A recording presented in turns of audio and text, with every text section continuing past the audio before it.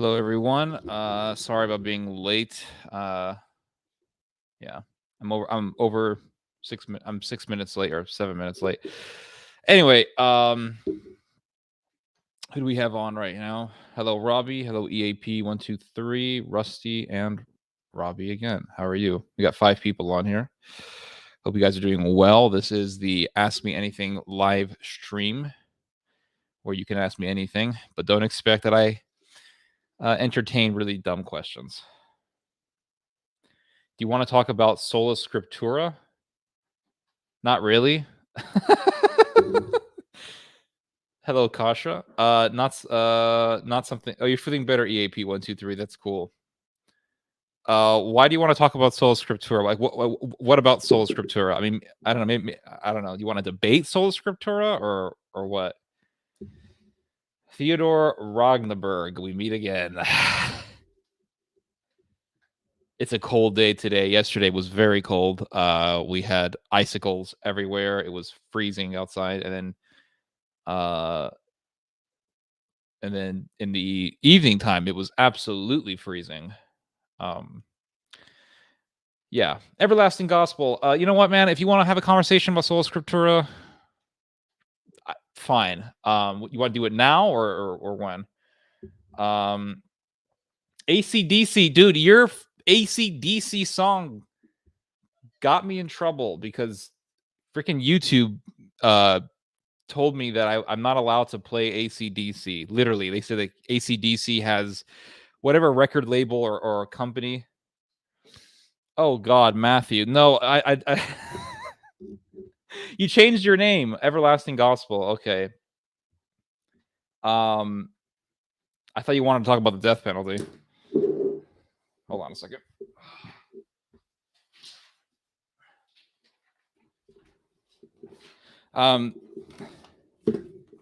Yeah.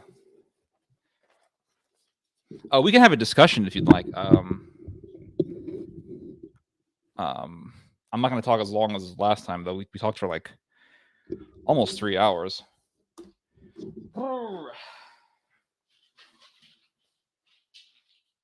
But sola scriptura, I mean, it's not a subject that I don't really put a lot of emphasis on.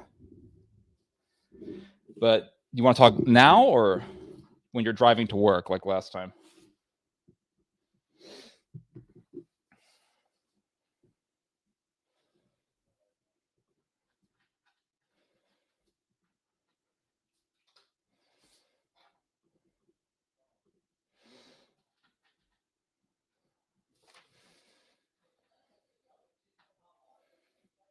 $20 minutes? Okay.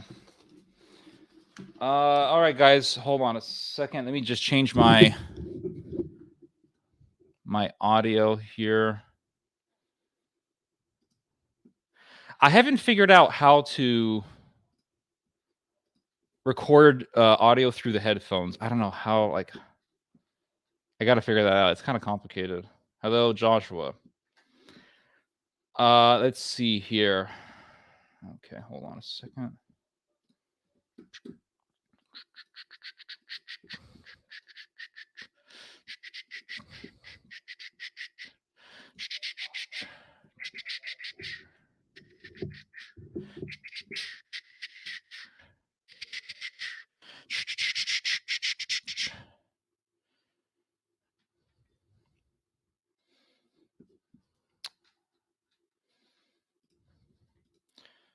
All right, everybody. Copy clip to the keyboard. I'm vibing. All right, everybody. That link is for Everlasting Gospel. Everlasting Gospel. The link is ready for you, my friend.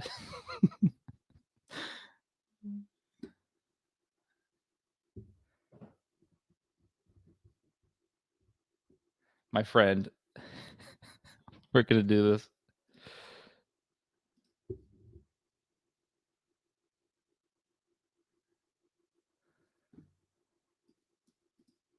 Greetings, Osama bin Salson, my South African friend. Since you're in South, do you live in South Africa? Oh, Matthew's here with us. Hold on, let me get Matthew in the broadcast here. Hello, Matthew. Hey, how you doing, my friend? I'm doing well, my friend. How are you? I'm all right. It's been a while since we had a nice long discussion. Yes. Are you driving to work? No, I'm about to get ready for work in about 20 Oh, minutes okay. here, so I, it's I don't want to honestly a get good you into time. a car. I don't want to get you into a car accident. It can get dangerous, talking on the road. Yeah, I understand. Thank you, my friend.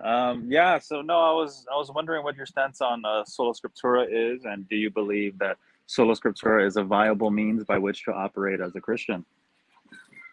I think that there should be really a balance between the two. Are you I wanted to ask you, are you Protestant or which denomination are you? I never asked you that. I don't like to label. I just refer to myself as a Christian, a follower of Christ. I don't like to label. Okay. Do you go to like a specific church or? Uh, yeah, I go to a specific church, but I realize that the moment you say what church you're in, that it suddenly, you have a lot of baggage. So I just like to talk to people I mean, no. without any. It's interesting. Are you Eastern Orthodox, Roman Catholic? Are you Baptist? Like, what are you exactly? Again, my friend, I just like to label myself a Christian. That way we can Right, have but what kind of church do you go to? Do you go to Roman Catholic or what? Or a is it liturgical church. Yes, liturgical church? What does that mean? yes, that is correct. Does that mean Eastern Orthodox or Roman Catholic or Anglican or what? My friend. I mean, for friends, Um, we can be open about the types of churches we go to. I can tell you right now that I don't go to church, so Well, the reason why we I'm can being be open reserved is about that. because the reason why this is strategical, not in a sense of debate, but just so that those who are listening, they don't have these presuppositions and lenses to judge for which I mean, what I'm I don't think saying. anybody really cares. Like this forum is pretty pro-Christian. They don't care if you're Catholic or Protestant. No one's going to hurt you based on the Okay, church that you go to. okay. Let's say I'm Orthodox. Let's say, okay, so you're Eastern Orthodox. Okay. There's no shame in being Eastern Orthodox. Oh no, not shame, but You don't have there's to be there's a afraid to say that you're Eastern Orthodox. no, but the reason why I don't want to say that is because then we start to it infects our conversation. Well, then you can't believe this, you can't believe that, you shouldn't Right? You don't believe want me this. to But use it against you. That's what you're saying. I don't want that to be a barrier in our It's not conversation. going to be a barrier to any conversation. I've talked to many people in the Eastern Orthodox Church. There have been no barriers. I can assure you of that. Listen, I tell people that I don't go to church because I'm being honest with people, and people try to use that against me. You don't go to church. No, I thought you knew that. I mean, well, maybe you didn't hear me say that, but I've said that many times. What do you mean you don't Um, you don't you don't belong to a specific church? no. Not I the just Catholic stopped Church? going. I just stopped going. I was going to a Roman Catholic. I was going to Roman Catholic parishes for almost 6 years, and then I just the gay stuff just got too much, and I just stopped going. So, but I'm being That's honest un- about that. So, that's understandable. Then this is good then for our conversation to see why it's yeah, but people important. try to use that against me, and I'm like, hey, I won't. I know you're not, but I'm saying that. Hold on a second, my cat wants to get out. Yeah. Kitty. Come on, kitty. Anyway, I'm back. So about sola scriptura, man, so when I first became Catholic, I was very much like against sola scriptura, like we have to go by the Bible in light of tradition, et cetera, et cetera. And I still hold to that view. Like, yes, we have the scripture, but let's look to the ancients. Let's look to Clement of Rome. Let's look to Saint Ignatius. Let's look to these ancient peoples who were very close to the time of Christ to understand how they saw the scripture. That's why we read things like the Didache, or we'll read some writings by Tertullian and things like that, because Right, the apostolic they fathers. lived. My friend, let me cut to what I'm getting at, just because I don't have much time. So the reason why I'm asking you that is foundational. It's fundamental. It's more fundamental than church history. It's more so. The question is, who is a better example to follow than Christ himself? Well, there's no better example. Right. So if there's no better example, and his example is recorded in the Gospels and in Scripture all throughout, it's not Okay. a necessity to have a historical a pedigree or other examples on top of the perfect example of compassion, love, charity, prayer, almsgiving, healing, et cetera, selfless love. That is the highest example. So, um, Sure, but we can make that argument, but at the same time, you and I both know very well that verses can be misconstrued, they can be manipulated, and that's why we've had so many heresies throughout history. So it's Well, not they that can be. not They that can be. it's not that Augustine is better than Christ or Clement of Rome, and I don't think any of these ancient writers would have ever made such a claim, or else they wouldn't be saints. But at the same time, we can understand that the words. See, the Gospels are not biographies. I mean, they're written in a biographical way, but they're not complete biographies. Because as Saint John They're not said, exhaustive. as Saint John said, if we were to put every detail of the life of Christ, then Right. like, it would fit all the libraries of the world or something like that. So Right. they're written in a biographical way. They have the birth of Christ, some details of his life, his crucifixion, the resurrection, but these are written as spiritual teachings. So because they are in their essence teachings, ultimately they are teachings, they can be manipulated and they can be used for heretical views. Right. Just And any that's where we part of get the into the Bible. debate of, which church, Well, it's the like the authority, US. etc. Yeah, right. Well, it's like the U.S. Constitution. Like the Constitution is written in a pretty simple way, but then you have people who have like, if the Constitution, the Constitution is very simple, but how come we have so many different opinions on the Constitution? How come the United States is so split on what the Constitution meant? So then that way we have to look at, well, the Supreme Court, how the justices interpreted it. Exactly. Then we go to the judgment. This is exactly where I wanted to go. Why? Because the reason why I'm asking these questions or bringing it up to want to discuss is because in the Gospels itself, under what criteria are we going to be judged on the last day? I'm sure you know this. Which criteria? What is the criteria? I mean, our actions.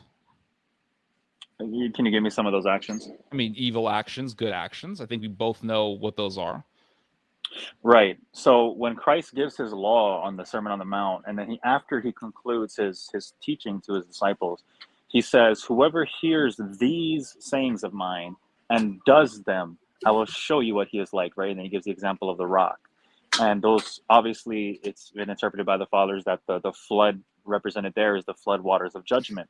So if we base our life off of the core disciplines that Christ gives, prayer, fasting, and almsgiving, his teaching of how to walk in love, which means walk in the Spirit, you walk in love, you treat others how you want to be treated, you put God as priority in your life. That's all just from Matthew 5-7 itself. I'm even discounting the rest of the scriptures, which you shouldn't do. I'm just saying, for argument's sake.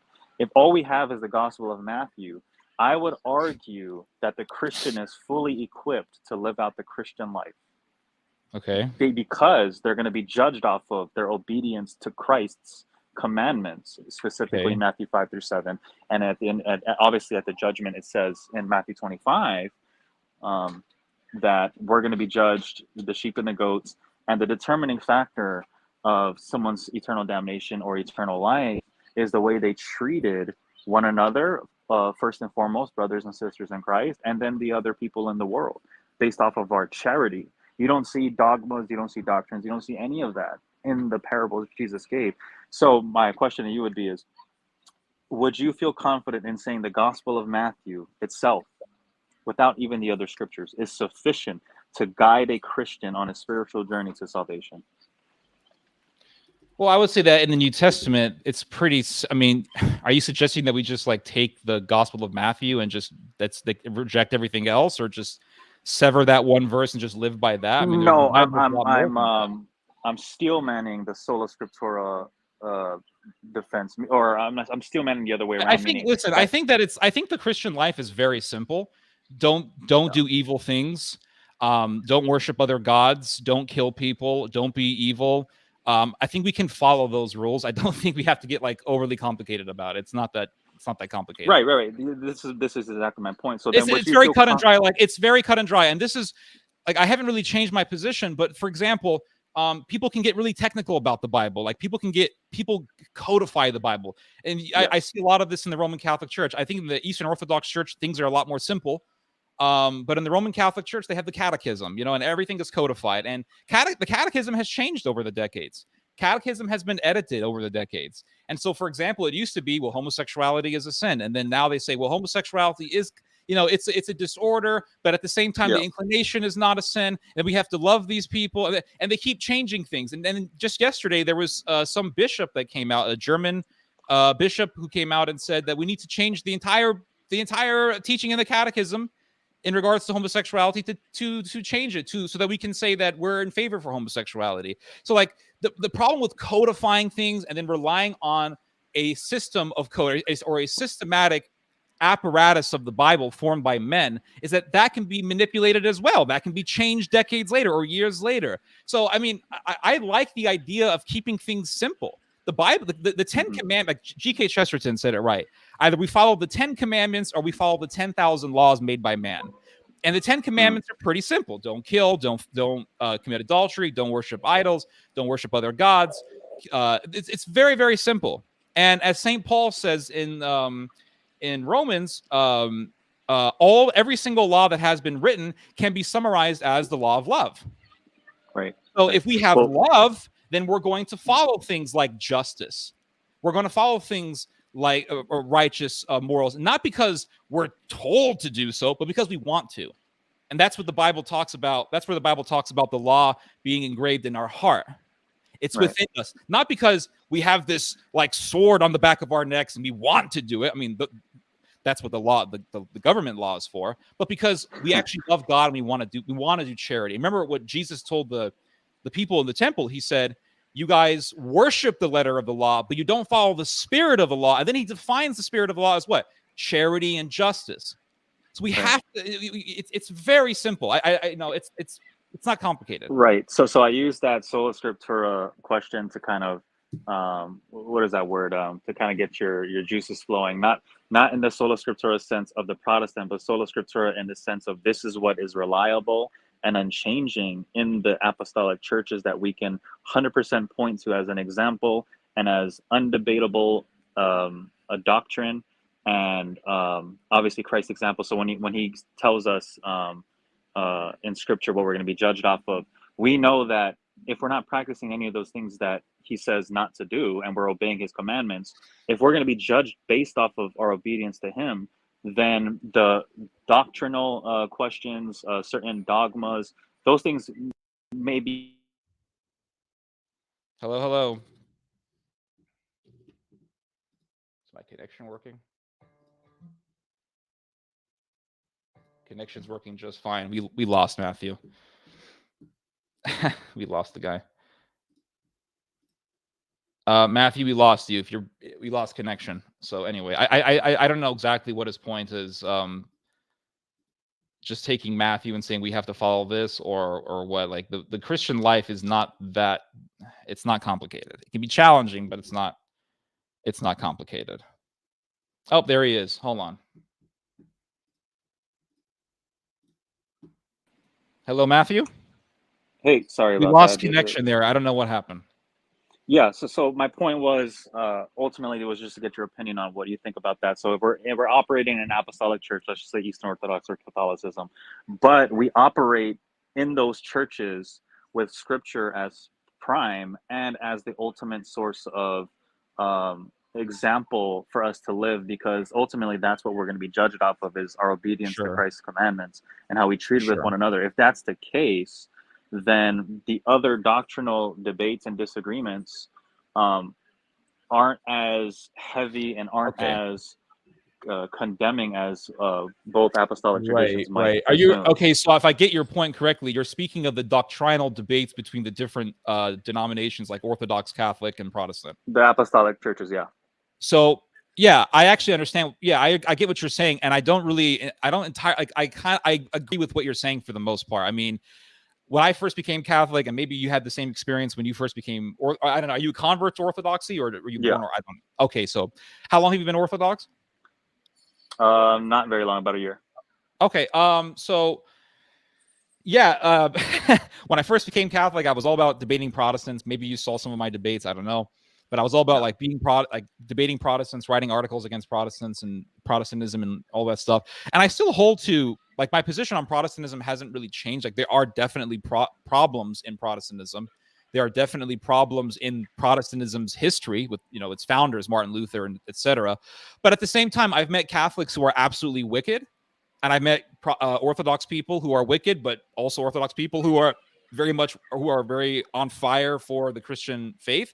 And I've met Protestants who are absolutely on fire for or have tons of zeal for the Christian faith. So, for example, when I was debating people on like homosexuality and how there should be legislation against the gay agenda and things like that, a lot of people who attacked me, believe it or not, were Catholics, and a lot of people who stood by me were Protestants. So I could totally understand. It's like I think the story of the Good Samaritan really like covers this topic pretty well, because Jesus is talking to a lawyer, and the lawyer is like, hey, I followed all the laws, etc. And then Christ said, well, what are the laws? And he says, well, I love God and I love my neighbor. And Christ says, you speak truth. And then Christ says, who is, you love your neighbor, etc. And then the lawyer says, well, who is my neighbor? Who is my neighbor? And Christ gives the parable of the Good Samaritan. You've heard it before. We've all heard it before. And then Christ asks, who is your neighbor? Who is it? Is it the one who was, following the true Jewish religion or the Orthodox Jewish religion, but then just walks past some guy as he's laying dead? Or is it the Good Samaritan, who saw the man and had compassion? And that's, if you read the verse, Christ says, and the Samaritan had compassion. And I like to put that in italics because it's the word that we need to focus on. And the lawyer says, well, obviously the Good Samaritan is my neighbor. So that's really my position on this topic. I don't, and I think you saw my video on why I don't really care about debating Protestants anymore. Yeah. I think you put a comment actually underneath there. Yeah. And yeah, so that's really my position. I used to be, if you were to talk to me back in 2014, then I would be like, yeah, let's debate Protestants. But I don't know. I don't really care about that anymore. Yeah, you see, that was my whole thing. And again, I understand people may not like this, but I just simply, coming from a Protestant background, I was, preaching on the streets, etc. Coming from that background and knowing people personally that love the Lord and are more zealous for Christ and his word, fundamentalist, than a lot of people that I've met in any other tradition.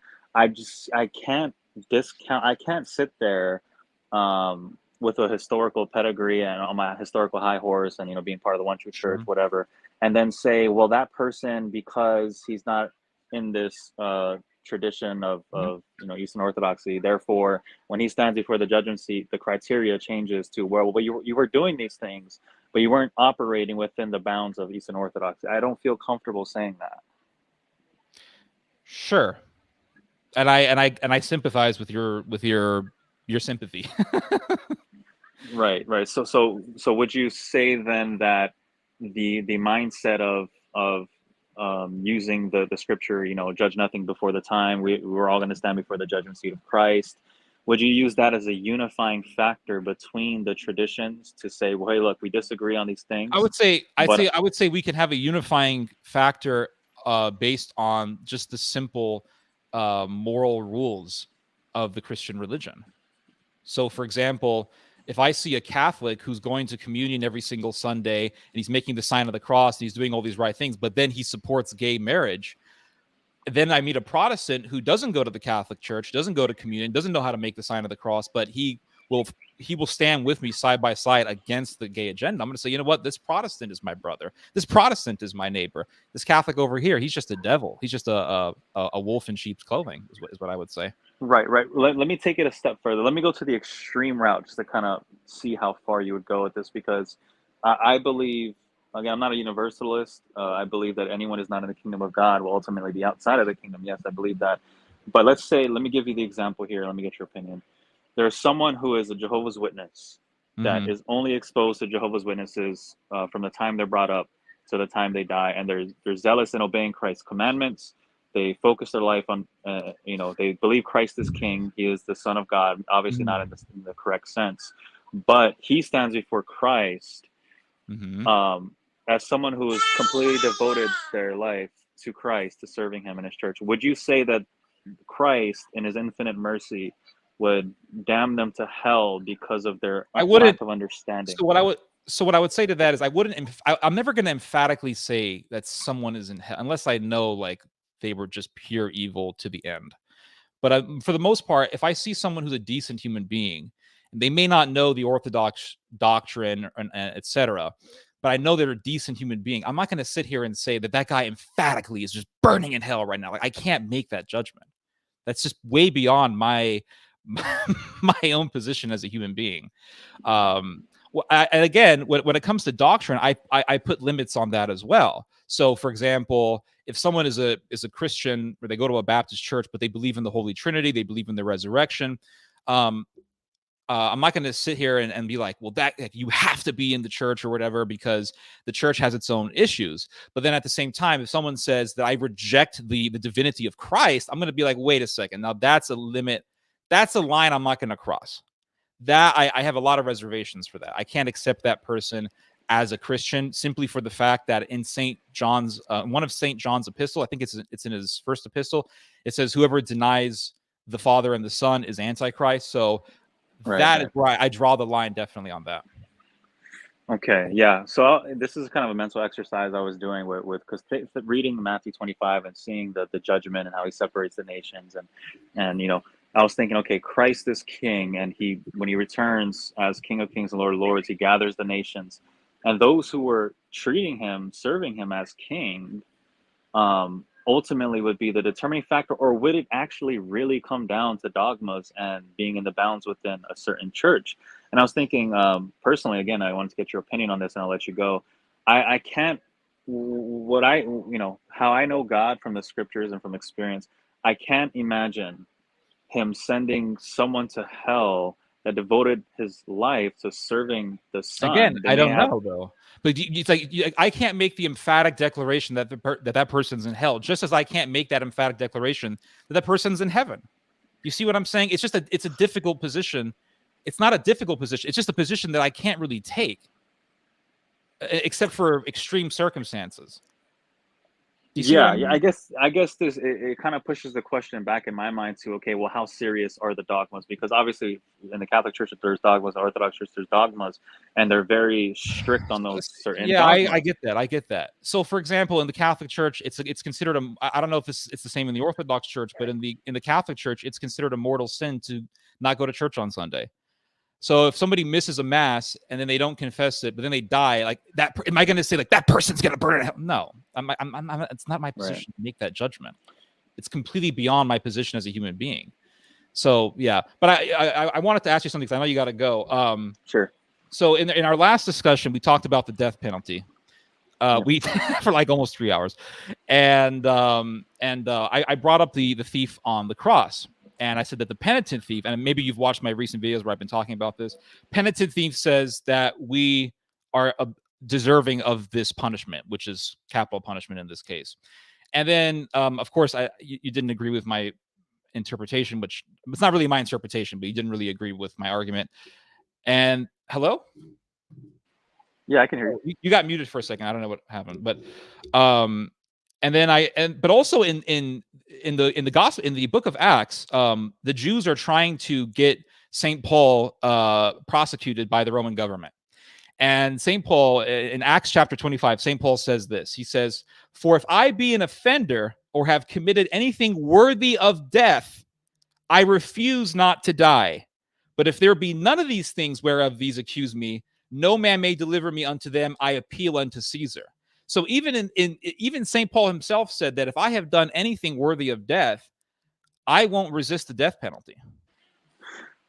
Yeah. Well, let me tickle that a little bit. I would say that obviously in that context, the Jewish people who were operating under the Old Covenant law considered it deserving of death to bring false teaching into the church, blasphemies.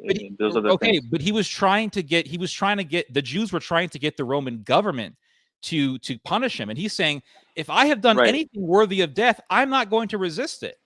So in other words, if someone has done something worthy of death,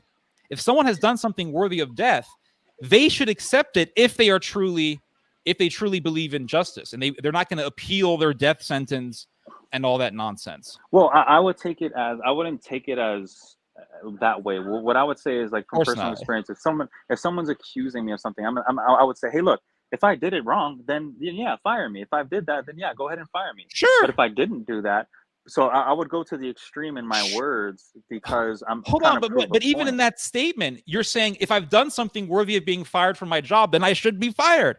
So if someone has done something truly worthy of death, then they should be put to death and shouldn't resist it. No, but that doesn't, because it's a figure of speech, it doesn't mean that you agree with the system. No, you can't pull that off. You can't pull that. No, my friend, here's what I'm saying. You're totally forcing your worldview on the verse here. No, and by the way, well, let me just say this real quick.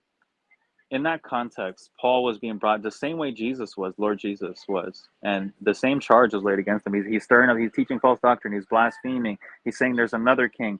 So the Jews couldn't crucify, they couldn't kill anyone under the Roman government, obviously, because they didn't have that power. But under their Old Testament law, the Torah from which they were operating in, a person like that should be put to death if he's blaspheming.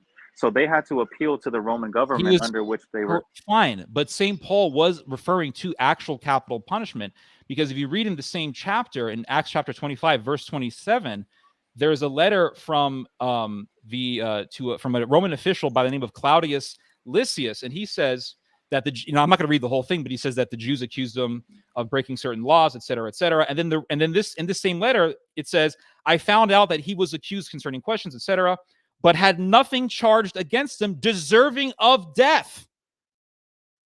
So we're talking about in the sense of capital punishment here. And Paul is saying, hey, I appeal to Caesar, because Paul's going by Roman law here. I appeal to Caesar, but if I have done anything worthy of death, I won't resist it. Well, yeah, what he's saying is under the Roman government or under the Jewish law, he didn't do anything deserving of death, even if you want to operate under the confines. But he's saying, if I did, then I wouldn't resist. No, that's the point. It's a rhetorical question. What did I do that was deserving of death? That's the question. And he's saying if I did anything worthy of death, and I won't resist it. Yeah. That's his point. What he's saying, what did I do? Give me what I've done. So to use your example, when you said, if I've done anything worthy of being fired, then fire me. That basically means that someone should be fired in your worldview if they've done something worthy of being fired. Well, my thinking would be, okay, you want to take it to that extreme? If you really think I've done something worthy to be fired, then go ahead and do it and bring me the proof. What did I do? That's not to say I agree with the system. He's saying because he has no power to. He's operating under the Roman government. In other words, if somebody has done something actually worthy of death, then they shouldn't resist it. They should follow the model of Paul. If they've done something worthy of death, as opposed to appealing it and staying in prison for 40 years. Friend, let me ask you something, Theodore. Real quick, because I got to go. My wife's coming home and I got to get ready for work. Real quick, my friend. Under the Old Testament law, an adulterer should be put to death, right? Yeah, I know what you're going to bring up. Okay, my friend, before I was a Christian, I committed adultery, and I didn't pay the death penalty for it, and I got converted. Should I now have to pay for my past sins because I escaped the death penalty? We're talking about the death penalty in the United States. Is it biblical or not, according to the worldview? We're not talking about adultery. Oh, hold on. I know you got to get going. But when Christ was being crucified, the penitent thief said, do you not even fear God, since you are under the same sense of condemnation? And we indeed are suffering justly. So here we have an actual capital punishment. What they're saying is under the system that I'm operating in. I got it justly. It's just. My friend, not here's what unjust. He's saying. And then the other guy. I am living under. Under the system I am living under, I knew the consequences and I still did it. Therefore, what was happening to us is just. He's not saying it's morally right. In the same sentence, he says, "For we are receiving what we deserve for our crimes." You're trying under the Roman government. You're doing what every single death row inmate does. You're trying to separate conviction from the actual crime committed. And the guy actually tells Christ, we are deserving of what we are receiving. We are deserving what we are receiving for our crimes. But this man has done nothing wrong. But the other guy says, no, let us go. Let us go. So they knew that what they did was wrong. My point is, Matthew, you agree with the unrepentant thief who said, "Get me off this cross." That's not necessarily. Again, your position is that nobody should be executed. Your position is that that those thieves should not have been crucified. That thief should have been taken down. But Christ didn't look to the other guy and say, "You're right." Christ looked to the other guy, the penitent thief, and he said, "You will be in paradise." So am I going to trust the penitent thief, or am I going to trust the other guy who agrees with you? Yeah, no, look, I understand your point. I understand it fully. But both examples are under the Roman context, right? Where the Jews, in Paul's case, were bringing up a charge against him that constituted death under their law. So because they couldn't do it, they said, hey, look, look what he's doing. He broke our laws. He needs to be put to death. Then they had to give an apologetic to why Paul deserves death. Ultimately, he doesn't end up getting convicted. He gets under house arrest in Rome. He lives there, etc. But what they were trying to do was unjust. That's why Paul says, "Hey, look, what did I do? If I've done anything wrong, then yeah, let me be put to death. Go ahead." That's what he's saying. Is Right. my hands are So clean. so He's the not. He's so not saying the way I agree with the death penalty because this, that, and the other. He doesn't have these things on his mind. What's in his so in other mind, words, if according to the someone has scripture. in other words, you're trying to dance around it. But in other words, if someone has done something truly worthy of death, then they shouldn't resist it. They deserve the death penalty. Their attitude Can't get should any be that more. penalty. Yeah, it should It be. Yeah, can't I get agree with any you there. more obvious than that. And I even agree with even you. I Paul, agree with you. okay, but even Paul, in living in the Roman Empire, he's saying the governor is to be a terror to evildoers, for he holds the sword. Right. Terror, sword, stuff that I know you don't agree with, but you probably got to get going. Yeah, you know what? You stirred me up. Now I want to keep going, but I'll if you're still streaming within the next hour or so, I'll give you a call back. Okay, I hope you're going to argue in good faith and not dance around the obvious. I won't, my friend. I'll bring up this time. I'll have the scriptures ready and I'll bring my points because last time what happened was we were kind of freestyling, so therefore we kept jumping. But now I can bring up and we can discuss exegesis on certain topics if you would like to. I don't know. But the problem with debating you is that you I don't think you really argue in good faith. So what do you mean? You don't argue in good faith. Like I give you the obvious verse, and you're just like, well, it doesn't really mean this, and you're trying to take the. It's like we know he's in the Roman Empire. So I live in the American Empire. Like the American Empire has the death penalty in not in all states, but in some states. And I'm like, hey, I agree with that.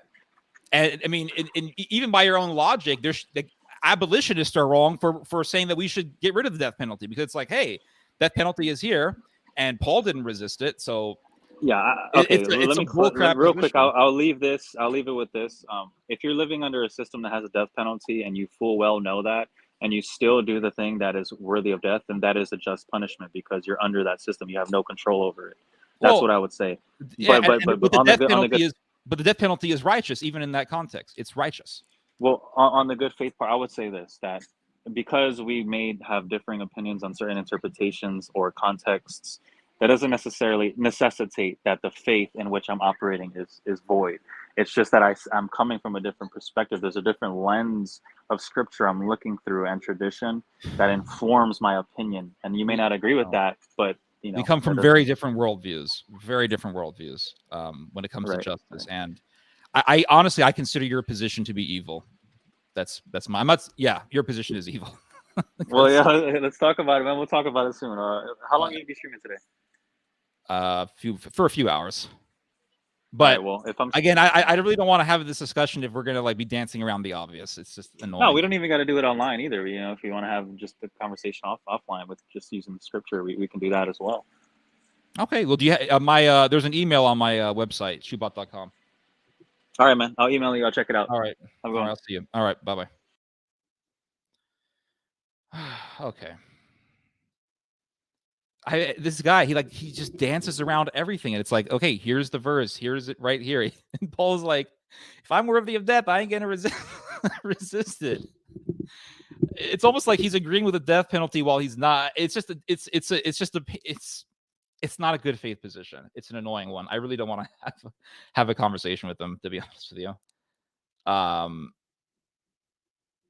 Yeah, the last live stream got taken down, my friend, because I played AC/DC. I think I really don't know how the music industry works that well, but when you use music that's copyrighted on a YouTube video, there's either three things that could happen. One, nothing. And this is usually what happens when you use foreign music, Greek music, Ukrainian, Russian music, because either their music isn't copyrighted, or if it is, I guess it doesn't really apply to the US or whatever. And the other thing that could happen, this is the most common thing that takes place, is you have is that YouTube just says, hey, you're playing a song that's copyrighted, just letting you know we're not going to strike you down for this, but we're just not going to allow the video to be monetized. That's usually what happens. The third thing that happens is that YouTube will just shut the video down. And that's for songs that have that more stringent copyright, I don't know what they call it, just stringent copyright. So it turned out that the AC/DC song that I played had that stringent copyright, and then boom, it got taken down. So I can't do music anymore, guys, because I don't want that to happen again.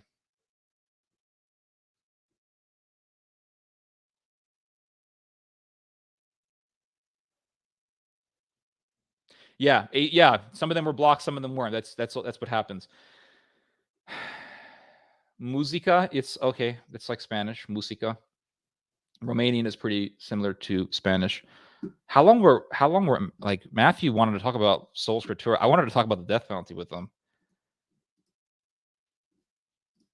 It just his position doesn't make any sense to me. It's like, is it wrong? Is it not? It's not. Oh my god. It's like the guy's dying on the cross and he's talking about, well, in the context of it's like, could you imagine the guy is crucified? Jesus, in the context of the Roman Empire, I'm suffering but reality, I'm suffering unjustly. But it's like, it doesn't make any sense. Like, dude, you're dying. You're freaking dying. Your last words, man. Better make it count. I think his position is completely evil. It's completely evil. To sit here and tell me that a guy like Johnny Rowling, who raped women and sliced them up, is like can't be executed, or shouldn't be executed. Wait, who the heck is here? Hello, Inquisitor. Hey. Hello. Who? Man, I didn't know the link still worked. Did you just click on it? I'm sorry. I gotta stop the YouTube cast and then I'll be live with you. Hold on. Okay. Yeah, I'm here. I'm here. Yes, I'm here. I'm sorry. Let me see. I just gotta kill the YouTube. Okay. All right, fabulous. I think I'm with you right now for a little bit at least. I didn't know the link still worked. I'm good. I didn't know the link still worked. Did you just click on it? Yeah, I clicked on it, and I've been having this trouble where every time I tried to join one of these StreamYards, if I wasn't hosting, it would always force the voice to my phone instead of my buds, which is very inconvenient. But I figured it out. I had to go to what's that setting? The not the mobile setting, but like if I'm in the desktop settings. And I was finally able to tinker and play with it. And I think it's Providence, my brother, because here I am on your show, man. I have, what can I tell you? I've been keeping tabs on you in a good way, for a very long time. Mm-hmm. The first time I ever heard of you was probably not as much as a decade ago, but I remember you being on a public access network and having rather orthodox views on sodomies. And I was like, wow, like this guy is he's onto something. And then it seemed like you fell through the cracks, or maybe I just didn't keep up. But then I've been following this channel of yours for a little bit. And how long were you following like just shootbot.com in general? It escapes me, man. Was it like 2013? 2014? So that's no, maybe not. Maybe like 15, 16. Is that okay? Yeah, that's like 6 years ago. Yeah. No. Wait. I'm sorry. I got a lot going on. I was thinking in the 06 terms. So no, maybe Oh man, okay. You threw me off here a little bit. No, no worries. I felt like I've been following you for like a decade. Okay, yeah. I've been going at it since 2012, 2013 is when I really began getting serious on the internet. 2012, 13. Yeah. Okay. All right. Anyway, yeah. Regardless of how long, but like, how are you doing? What's on your mind? I'm doing well, and I hope you find yourself in a similar situation, that you're doing okay. But to be quite honest with you, man, nothing much is on my mind other than I saw you were live, I saw you had a link, and I said, "Hey, True. I have to just join and say hello to my brother from another, so to speak." And Okay. Where are you from? Are you from California? no. So originally, I'm born and raised in San Juan, Puerto Rico. So I'm Puerto Oh, Rican. My cool. mother's Cuban, Mm-hmm. and but my grandparents moved to New York in the '50s. So I always used to summer here as a kid, but I didn't move to the 48 states, so to speak, till '94. But Puerto Rico, New York, I guess is your answer. To be quite honest, A yeah, lot of Puerto Ricans that's live it. in New York. Yes, Yeah, indeed, Dominicans indeed. and Puerto Ricans. So Dominicans, as of late, and when I say as of late, in the last, let's say 20 years, have been kind of eclipsing the Puerto Ricans, and that's to say that if you spoke Spanish in New York in say 19, I don't know, 53, you Uh-huh. were you were Puerto Rican, like no ifs ands or buts about it. You were like Mm-hmm. Puerto Rican, Sure. and hey, listen, man. Oh man, this is so horrible. My wife is ringing the bell. All right, man. Dinner is ready. I must go. All right. I'll talk to you later. But oh man, I hope to join your show, and I would love to have you on my show in the You got a future. show? But yeah, little wrinkly dink show, Oh, Inquisitor. If sure. you find it, yeah, find it on the internet. If you ever want to have me on, man, just on my Facebook, go to my public Facebook page, Theodore Ted Schubot, and just send me a message. Yeah, for sure, man. All right. Yeah, I hope to have you on my show to come back. God bless you and yours, man. Love what you do, Okay. God and bless that's you. it. Absolutely. Thank you, All my right, brother. man. God bless. Bye bye. Likewise. Bye bye. Well, I thought those links would expire. I thought they expired after the interview was done, but apparently they don't. They still somebody delete the link pretty soon. I don't mind talking to that dude. He seems like a cool guy, but I'm gonna have like a million people, not a million, but like more people clicking on it. I don't know, but yeah. Oh my gosh, we have another spammer on my. Yeah, go away. See, the thing about Matthew is that no matter what I tell him, like I can give him the most obvious verse ever, and he's going to be like, "Well, that doesn't work. No, he didn't mean that. No, actually, no, it doesn't work. No, no, it doesn't work. No. It's like it's no point. Like, honest to God, I'm telling you, I'm being very straight up with you.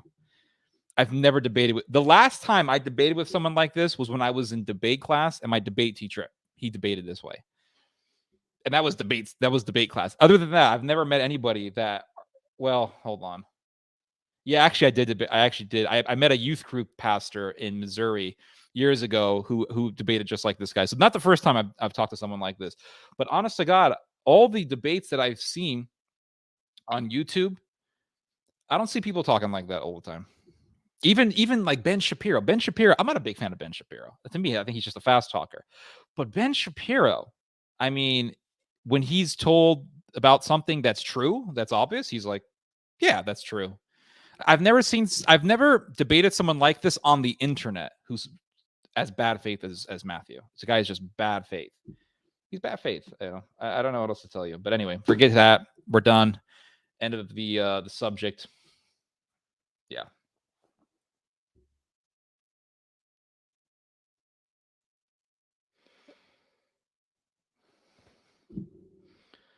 I gotta delete that link because somebody is gonna some guy is gonna click on it and be like, I want to talk to you about the what do you call that? What's the name of that thing in the Orthodox religion? The energy something essence, the energy essence distinction or something. I think I got yeah, here's the freaking link. This has gotta go. No, I gotta delete this.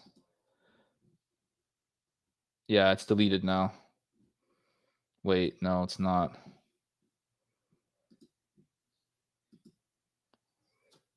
Wait. How do I get rid of this? Freaking this stream is like a pain in the ass.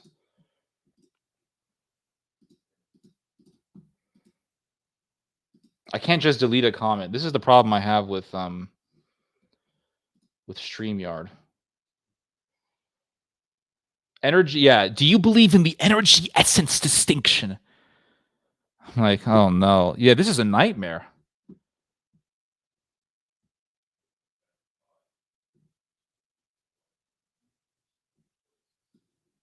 This is the way the guy debates. You give him something that's obvious, he tries to take it to he tries to make it unknown, or he tries to bring it to like the realm of the unknown. Like, we don't know, it could have been this. Then he brings it to context, and he somehow uses context to prove the argument wrong, or to nullify the argument. And then if you counter him on that, then it's back to square one, where let's bring things to the unknown. So it's like, if it's obvious, it's not obvious. If it's not obvious, then it's obvious. If it's specific, then it's general. If it's general, then it's specific. Like, you just, the guy is like, instead of saying like, here's my ear is right here, guys. Like, hey, you know what? Hold on. What am I doing?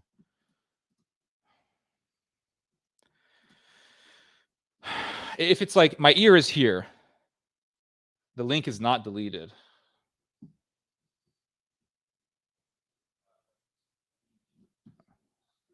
What the heck?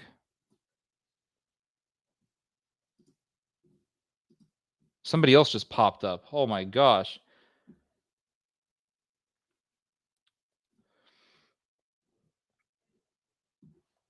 Like, it's like, instead of saying like, hey, here's my ear, it's like, here's my ear. Let me try to get my hand around my back. Ears over here. No, this is not my ear. This is my ear over here. It's just annoying. It's so annoying to talk to people like that. Yeah. You should be able to click on it and delete it. No, it doesn't want to go. Wait, I think can I edit this? No.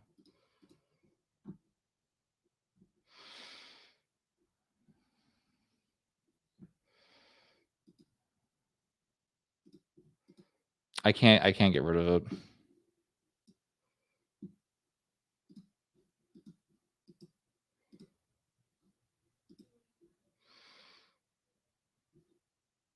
Osama bin Salson, if you're still listening, are you a fan of Seether? Because I know that they're from South Africa. They're like that's the band that I've been listening to now more than any other band. Wait. Remove from stream. I don't know what to do. You can't delete a freaking comment.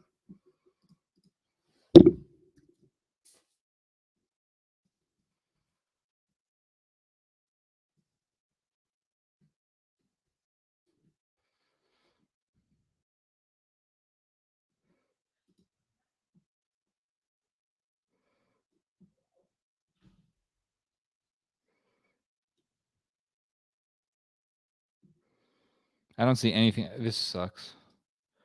Oh, I think I know what I have to do. No, I'm not going to abort the freaking thing. What did you just walk into? Hold on. I think I know what to do. I think I know what to do. Because if I don't get rid of this, guys, there's going to be a bunch of other people just popping up. And again, I didn't mind talking to Matthew at that point, but it's like, yeah, I'm not going to just go back and forth with this guy because he's annoying to talk to.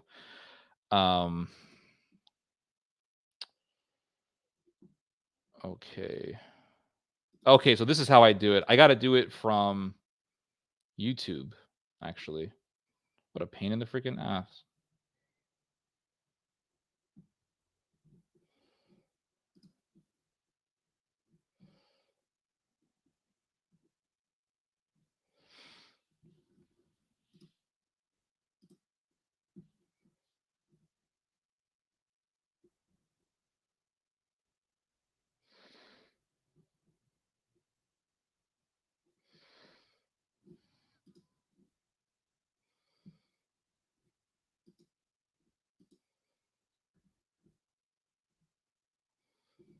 I don't know. It's a pain in the ass.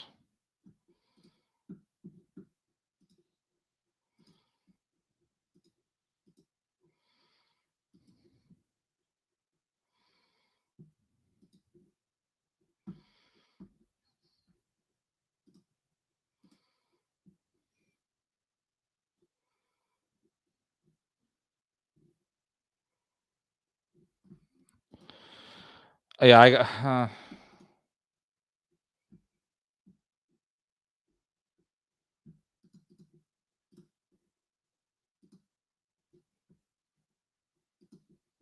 This is why people have mods. This is why they have mods, everybody.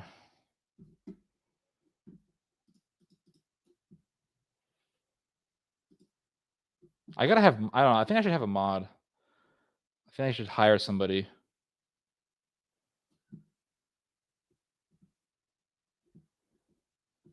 Who cares? This is gonna take forever. I'm not gonna do this. Oh God, somebody else is popping up. Smelly Ape has popped up. Oh God. Hello? Hold on. Hello? Oh, they mute themselves. Hello? Hey, yo, Ted. Who's this? It's me. The cravat. You displayed the link on screen, so anyone can just type it in. Oh, yeah, but I'm trying. You can delete it on YouTube, but I have no idea how. I have to find it on the YouTube thing. It doesn't want to come up for some reason. Yeah, but it doesn't matter because you showed it in the video. Right. Well, okay. So well, I just typed it in. Just wanted to warn you. Oh, damn. Okay. Adios. All right, man. See you later. Dobra. I guess I just have to live with the fact that the link is there. I don't know. I don't know what else to tell you. Smelly Ape is still on.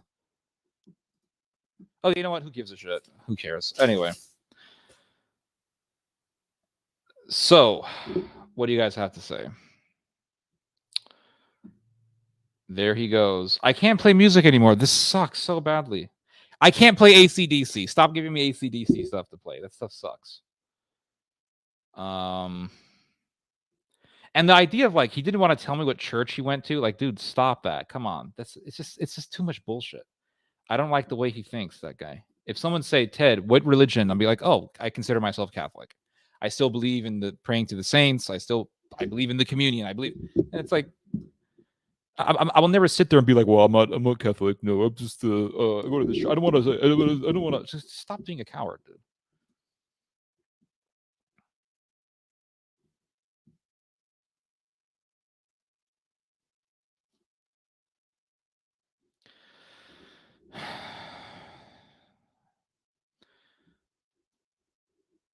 Matthew, do you ever blah blah?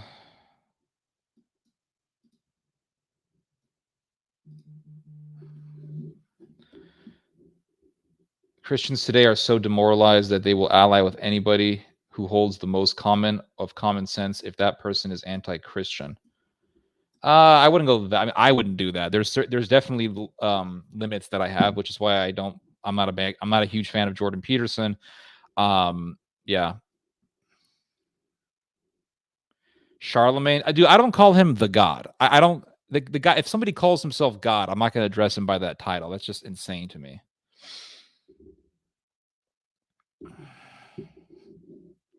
Sadly, Ted, music is still segregated in South Africa. Being black, I was raised on house dance, and electronic rock metal was not allowed in our house because it was the white devils.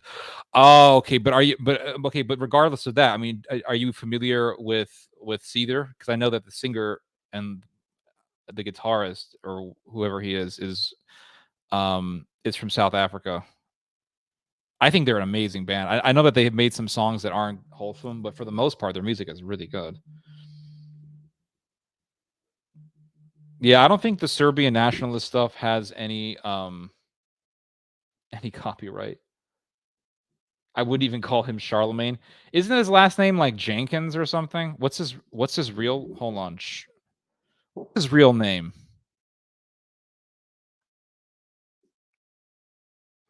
This is why people hire mods. What's this real guy's name?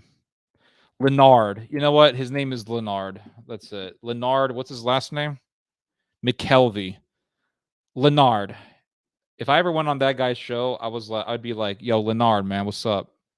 Leonard, let me talk. Leonard, let me talk. I'm doing okay, Julius. Hope you're doing well. What's up, 117 Rebel, my Bayou friend? What can you play then? I don't know. I'm not entirely like, I'm pretty certain that like playing most music will be okay, but I don't know how people get away with it, because I've seen streamers playing music. Maybe hold on. Hold on. Maybe we can get away with something here. Maybe if I play the music on my laptop and not on the screen, I think I can get away with it. Let's try that out. Let's try to do the. Oh, I have an idea. I got an idea, guys. Hold on.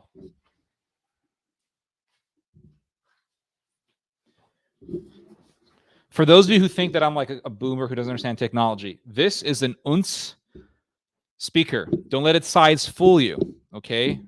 It's small, but this damn thing is hella freaking loud, let me tell you. So I'm going to connect this to my laptop.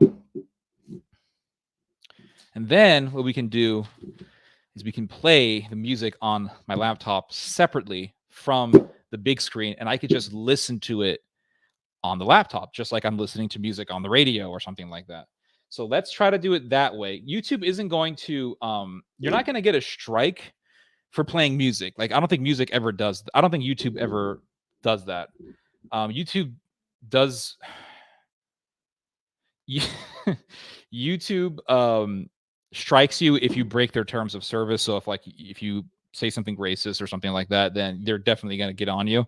But if you're just playing music, I don't think they really care. They're just not going to allow they're either not going to allow the video to be monetized, which I don't really care because none of my stuff's monetized anyway, or they're just not going to allow the video to be played. So because this is a live stream, I mean, like, who really gives a shit? We're just here to have fun. This is Friday and we on the highway. So we can play music, not now because we just got past the first hour, so we can still do talking. But then I like to do music when the sun goes down. I don't know, there's something about it. It's just really relaxing. But it has been 1 hour. It's been 1 hour since I began this live stream. So I'm going to connect the laptop to this speaker system through Bluetooth. See, I'm not that old, guys. I can use Bluetooth, okay? This is called the UNS. This is called the UNS. UNS Angle 3 DS55A is the name of the speakers. I got this on Amazon for $20. $20, guys. That's it. And let me tell you, this thing is flipping loud. It's ridiculously loud. Yeah. Any alcoholic drinks? Yes, absolutely. We're doing Heineken again. We got the Heineken.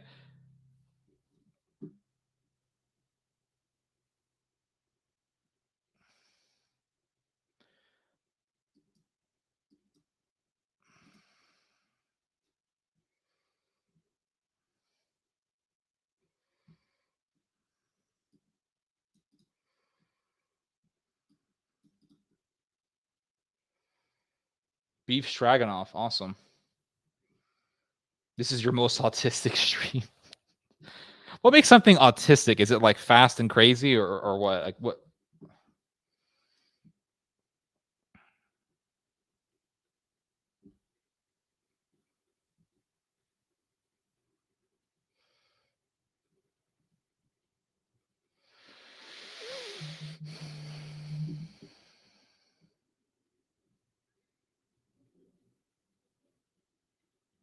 Howdy, stranger. What's on your mind? Yep. Bless your heart.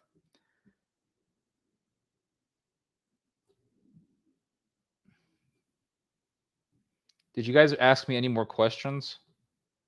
Let me see here.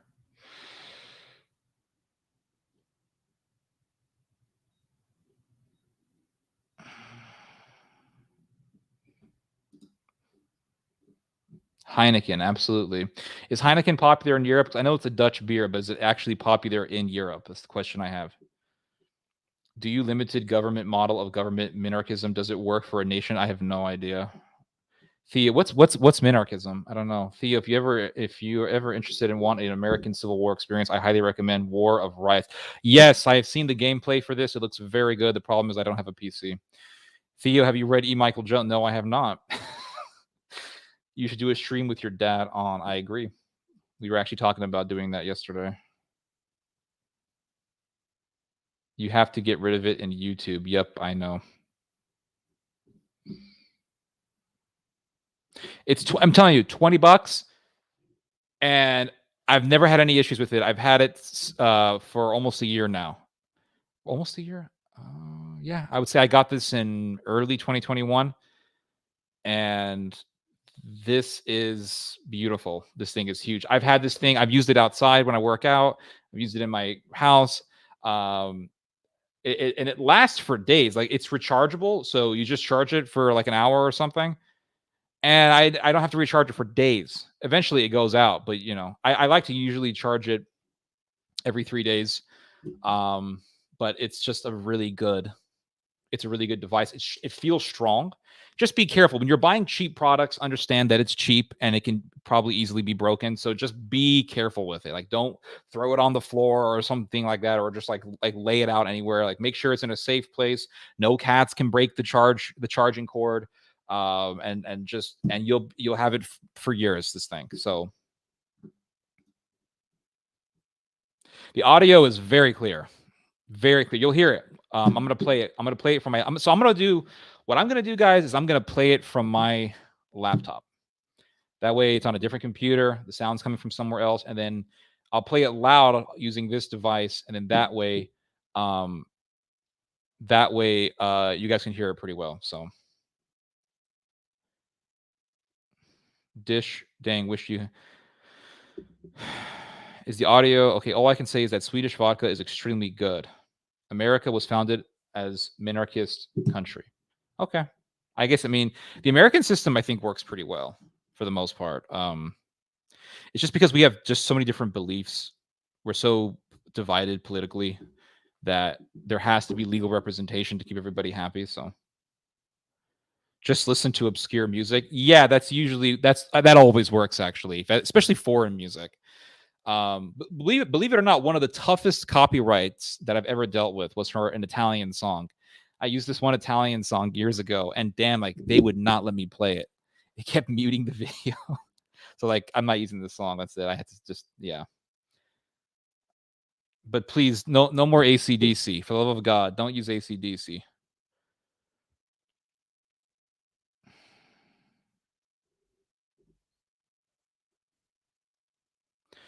And the Serbian stuff, I don't mind the Serbian stuff or the Balkan stuff, but it's such a pain in the ass to type in. I have to I'll have to I think go on the YouTube live stream. That way I can copy and paste things. I can't copy and paste stuff on StreamYard.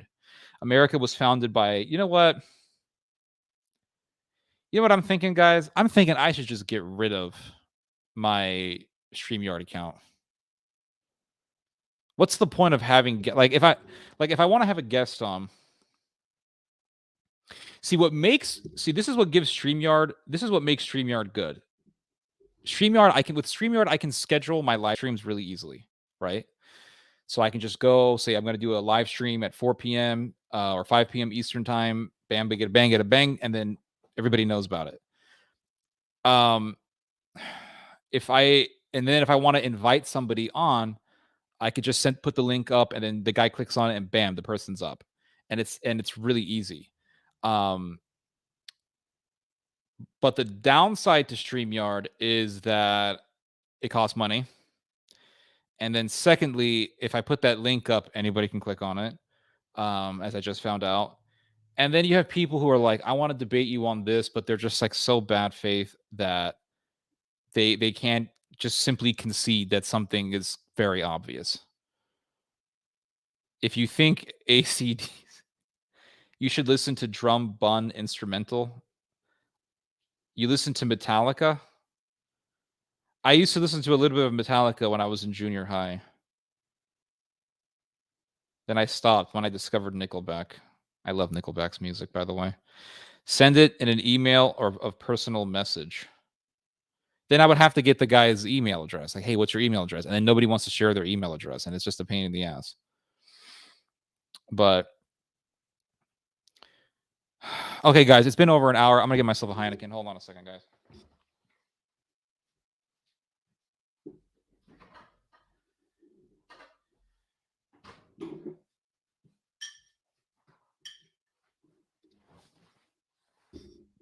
So we're going back to the Netherlands. Heineken. This was in the freezer for about a half hour.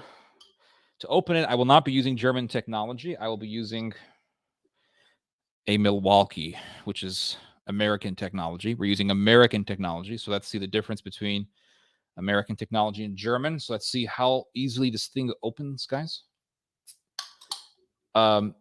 Yeah, I actually prefer this over the German bottle opener. It's just this one just pops right out. The German one, it kind of like slides it off. The American pops it off.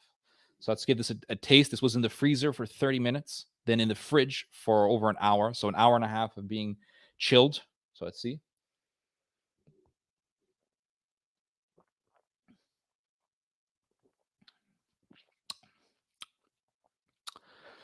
Yeah. Tastes like beer. Tastes like German beer, guys. I don't really see a huge difference, honestly. Like, I've had Jungling. I've had what's it called? Vorsteiner German beer. I've had all sorts of beers. The lagers all pretty much taste the same. I will say though, the best tasting beer I have ever consumed was a German beer. When I mean German, I mean made in Germany, exported from Germany. It was a German beer called Saint Stephen's beer or Stephen's beer. This beer, I drunk it on live stream. This beer was so flippin' tasty, guys. I avoid any beer from a clear or green bottle. Why is that?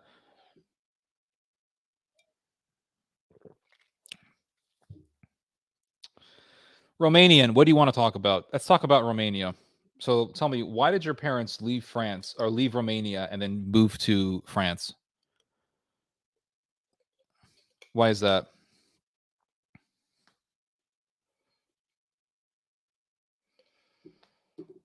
I'm guessing it was for a better opportunity. Isn't it true that in Romania, like, I don't know, I've heard that it's super poor, but I've heard otherwise. I've heard actually better wages. Okay, that makes sense. So I've heard that Romania has the third fastest internet on Earth. Is that true or is that just BS? And then I don't know, last night it was freezing cold. Freezing cold. It was like 19 degrees outside and the damn icicles, everything was ice. Straight up ice. Poor chickens were cold.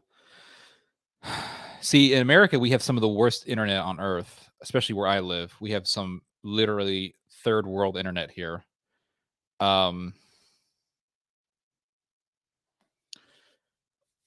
internet literally goes off every hour.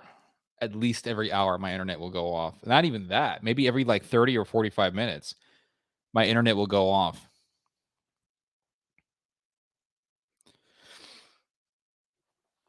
But you see, Europe is... When I was in Europe, you see, Americans, we glamorize... I'm not going to say we mythologize Europe because that would be unrealistic. But in America, we glamorize Europe.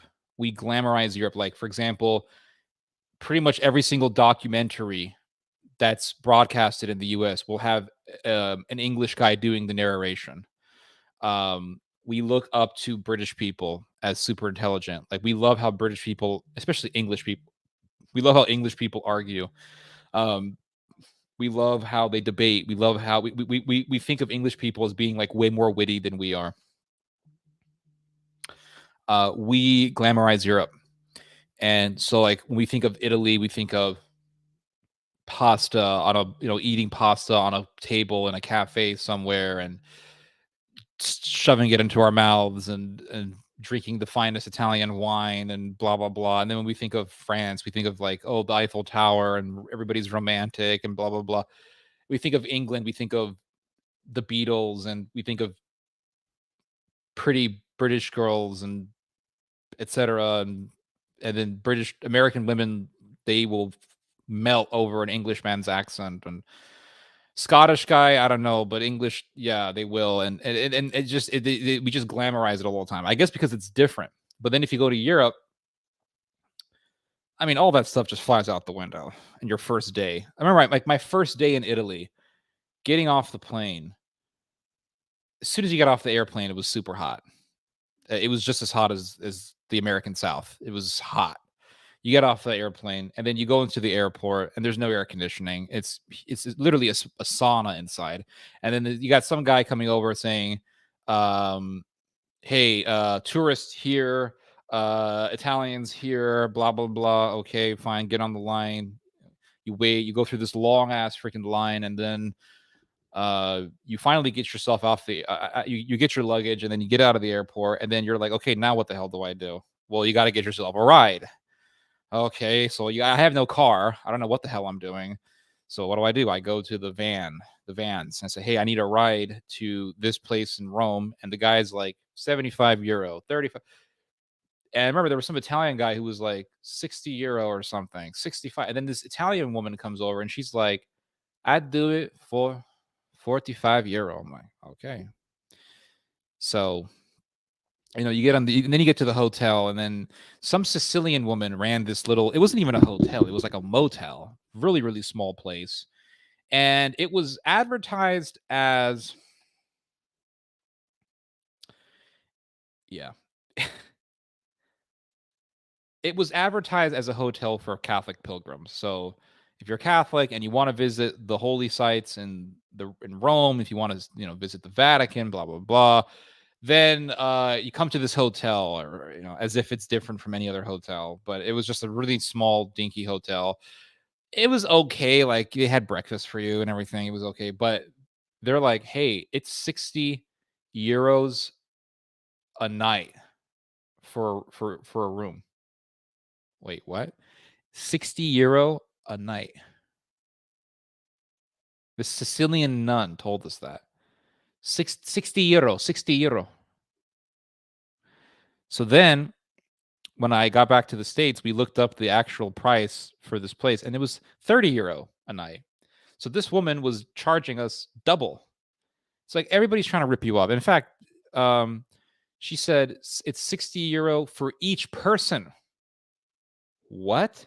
€60 for each person. And she was just trying to rip us off from the beginning. As soon as you get there, someone's trying to rip you off. And then you realize, you know what? And then it's like you're in a hotel, and then you're walking for miles, and then you get on a bus, you get on a subway, and then you move up here, you pay the €1.50, whatever the hell you call it, and you go to blah, blah, blah. See you later, Madrid. Or Mad. Yeah, I'm gonna call you Madrid. We'll see you later. I don't know. And it's like blah blah blah blah blah blah. You're in a hotel. You're out of a hotel. You're in this place. You're out. And then I went to this. I stayed in this monastery, and then it's like, okay, what are we eating for breakfast? Here's some stale animal crackers. And then you eat the stale animal crackers, and then you go to some church somewhere, and then it's like, oh wow, what a beautiful church. Yes, this church was built in the year 15 something. Oh, awesome. And then you go to another church. This church was built in the year 16 something. Oh, awesome. This church was built in the year 1650. This other church was built in the year 18 something. Oh, awesome. After you've seen the 20th church in a day, you've seen them all. It's like, well, how long am I going to do this? And then you go to the church, and then you're like, okay, can we eat something? I want to eat something. Oh, we have food for you in the monastery. I don't want to eat that garbage food. That's garbage food. You go to the monastery, they literally putting frozen pasta in a microwave and giving it to you. And I asked the lady, and I knew it was frozen pasta because they gave me the shell pasta with pesto, and it tasted like garbage. I mean, I make way better pesto myself, and I'm not even Italian. I make better pesto than them. And I said, who made this? Oh, the Mother Superior lady. Her name was Theodora, which is a female version of my name. She said, I did. I made it. Oh, okay. I said, how did you make this? She goes, I just buy it frozen from the store. I put it in microwave. That's what she told me. Oh, we're in Italy. We're eating TV dinners. That's what we're doing. Okay. After 2 weeks of being in Italy, the only thing I wanted was my bed. Honest to God, that's the only thing I wanted. I wanted to be on my bed. That's all I wanted to do. I think traveling is a pain in the ass, and I think it's completely overrated. My generation, puts way too much emphasis on traveling. I'm going to travel here. I'm going to travel there. I'm going to travel. And it's like you go to a different country and you travel this and that and this, and you see this place, you see that other place, and everybody's trying to rip you off. And it's like, I don't give a shit about this anymore. I'm out. This is so boring. I wanted McDonald's, yes. Oh God, yes. Give me some McDonald's. Believe it or not, when I was in this monastery, they had a monastery dinner. I cooked the dinner for everybody, okay? And it was really good because I made it. The food was amazing. I made a risotto al funghi. I made risotto with mushrooms. Risotto al funghi. I made risotto al funghi is zuppa, pasta e fagioli. That's what I made. Okay, pasta fagioli, risotto al funghi, mushroom risotto with a pasta and bean soup, creamy pasta and bean soup, and then I made a beautiful, delicious Spanish recipe, pollo y manzanas, or pollo y manzanas, which is just chicken and apples, which is delicious, by the way. It's chicken thighs or legs that have been cooked on butter, cooked on olive oil until they're nice and golden brown, and then add a little bit of chicken stock, a little bit of white wine, and lots of apples and lots of onions with a lot of butter. Close the pan and let it simmer for about an hour, and you have pollo y manzanas. Okay, it's one of the most delicious dishes you'll ever make. Lots of garlic, a lot of onion, a lot of apples, and then you add a little bit of lemon in the end before you serve it. You can also add a little bit of honey, even if you want to make it really delicious and really amplify the sweetness of the apples. Add a little bit of honey in the end, like 5 minutes before getting it off the pan. Honey and lemon, and mix it. So you get the apple, and plus it's been simmering for an hour. And also before you add the chicken stock, add a lot of rosemary. Take like 20 sprigs of rosemary even, and just lay it out on the frying pan, and then allow the rosemary to fry with the chicken. So the chicken is golden brown. You want to wait for the chicken to get golden brown. See, I see people, they cook the chicken, right? So they'll put the chicken on the pan, and before the chicken has even got a golden brown consistency, a golden brown color, which is flavor. Golden brown is flavor. That's why anytime someone says it's golden brown, it's always that denotes flavor. So we add that. So the chicken is nice and golden brown. Then you add your other stuff. So first season the chicken, right? And then also if you're cooking, if you're using breast or chicken thigh, you want to tenderize it a little bit. The leg, I don't think you have to do that, but with the thigh, you just wrap it with a plastic wrap, and you then take the hammer and you go bum bum bum bum bum bum. And you want to just tenderize it, because not only is it going to make the skin, it's going to make the chicken, the flesh itself, the meat softer, but it's also going to flatten it. I flatten the chicken thigh to where it's where it's decently flat, and that way it cooks more evenly. Because when you look at a chicken thigh, you have like one side that's higher than another. It's almost like a hill. It's almost like a hill. And when you flatten it, then the heat can cook everything more evenly, and you have a better texture. And so I flatten it out, season it, and then also here's a really big thing, and this is something that I didn't pick up until years later after I started cooking. Take your chickens out of the fridge. So what I do is I season it. Sometimes I'll season it the night before, flatten it out, season it, and then leave it in the fridge overnight. Like an hour before you start cooking, take the chicken out of the fridge. Take the chicken out of the fridge and just let it sit on the countertop, because you want that chicken to be room temperature. Because what happens, and I've made this mistake too many damn times, is you forget that the chicken is in the fridge, or you don't know that you should take it out. Then you're like, okay, it's time to cook. And then you take the chicken out of the fridge, and then you got this hot frying pan. You put your cooking oil. I hope it's olive oil. You put your cooking oil on the pan, and then you're taking these chicken thighs that have just gone out of the fridge. I mean, those thighs are cold. They're like 4 degrees, okay? and you put them right on, well, not 4 degrees. They're like 20 something degrees. You put the chicken on the hot oil. You know what's going to happen? Not only is the chicken going to stick, the oil is going to splatter everywhere. And it's just, there's going to be smoke all over the room. And it's going to be super, super loud. And it's annoying. And the oil's going to be splattering on your face. It's not going to be a fun experience. When you allow the chicken to sit outside so that it can go to room temperature, and then you put it on the hot oil, you know what happens? You just, after tenderizing it, right? You season it. It's been seasoned, salt and pepper, and then you tenderize it, and then you just lay it gently. Take the thigh and lay it gently. Psst, and you get that soft sizzle. Psst. When you get that soft sizzle, you know you've done it right. There's no splattering. There's no smoke. Why? Because it's room temperature. When you get something that's just out of the fridge and put on hot oil, I can't explain the science of it, but it splatters everywhere. It's like, why does bacon splatter? Because you get it right out of the fridge. That's what everybody does. They just get it right out of the fridge, and from the fridge, out of the carton to the frying. No, let everything sit at least 20 minutes before cooking it. But I like to do it an hour, man. Leave that, whatever meat you're using, steak, chicken, it doesn't matter. Bacon, any meat you're using, let it sit. Even eggs.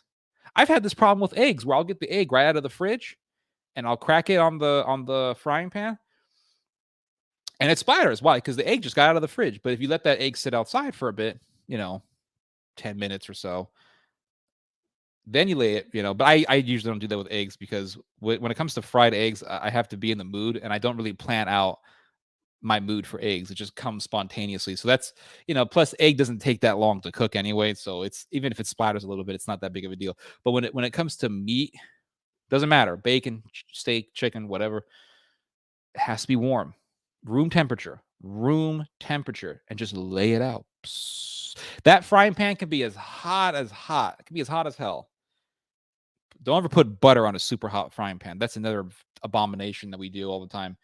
The frying pan is super hot, and then we put a piece of butter, and what happens? The butter just burns automatically, and it tastes awful. It smells awful. Always first add a cooking oil like olive oil. Always use olive oil. Don't use canola. Or if you're going to use something that's not olive oil, at least use sesame seed oil, or even sunflower seed oil. I think is okay. I know the Russians love to put sunflower seed oil on everything. I've never used it. I've always used olive oil or sesame seed oil. I've used soybean oil, but only for deep frying because it's very cheap. But the frying pan can be as hot as hell, and you put that olive oil on it, and as long as that chicken is room temperature, it's not going to splatter. It's just going to go, psh, and that's how you know you've done the right thing. That's one of the most satisfying feelings when you cook. When I just lay that chicken on the frying pan and there's no splattering. I love it. I love it. And what I like to do is I like to cook the chicken where by itself. No, I don't add garlic, onion, nothing until the chicken is golden brown in color. And I have rarely seen anybody do that. Almost every chef that I've seen, with the exception of Chef Mario Battelli, they'll either put the onion and the garlic in the beginning, and then they add the chicken, or they'll add the chicken on the frying pan first, but then they begin to add other ingredients before the chicken has even gained sufficient color. I have seen how hot do you get the pan? I would say until it doesn't have to be super hot, but I would say that when you see the olive oil starting to split, so when you put olive oil or any oil on a cold frying pan, it doesn't move, right? It's just a puddle. When it gets hot enough, you'll start seeing the oil starting to split. It'll start moving. It'll start splitting like the Red Sea in the Old Testament. You'll start seeing it split, and that's how you know it's hot enough to put it in. It doesn't have to be super hot. Now, when it comes to steak, like just cooking a steak, I make sure the frying pan is super hot. The frying pan, because I don't like overcooking a steak. I like to get a good color on both sides, and that's it. The interior of the steak should be somewhat raw. The outside, this is just my taste, and I'm certain it's the taste of most people. The exterior of the steak should have a good color. Should have a nice kind of golden color in the outside of it. And then I lay it out. But I want to cook the steak fast, so at least a minute and a half on both sides, a minute and a half to 2 minutes on both sides. Super hot frying pan. I will let the frying pan sit on high heat for at least 5 minutes before adding a steak. And also, now, if you put a cold steak from the fridge on a frying pan that's been sitting on high heat for 5 minutes, it's going to splatter like hell. So always, when you're cooking steak, always make sure that you plan it out the day before. You season your steak. You don't have to season it the night before, but just know, like, tomorrow I'm going to cook steak. Okay. Take it out of the fridge at least an hour before cooking. You can season it right there and just let it sit outside. Let it sit outside on a plate with a napkin, on a napkin on top of a plate, and just let it sit for 1 hour at least, even 2 hours. It's not nothing. It's not going to go bad. It's not going to spoil. When it hits that room temperature, lay it on the frying pan. I'm telling you, nothing splatters. But Chef Mario Battelli, when he cooks, I've seen him cook chicken thighs. He will take the chicken thighs, he'll lay it on the frying pan, and he won't add anything else until the chicken is golden brown on both sides.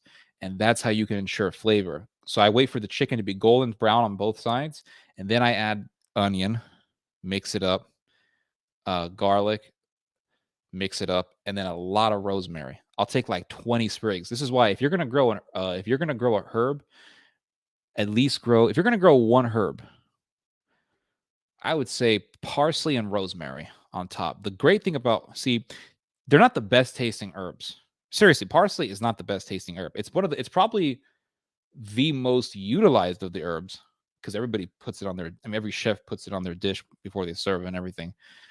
But it's not the best tasting herb. The best tasting herb, in my opinion, is tarragon.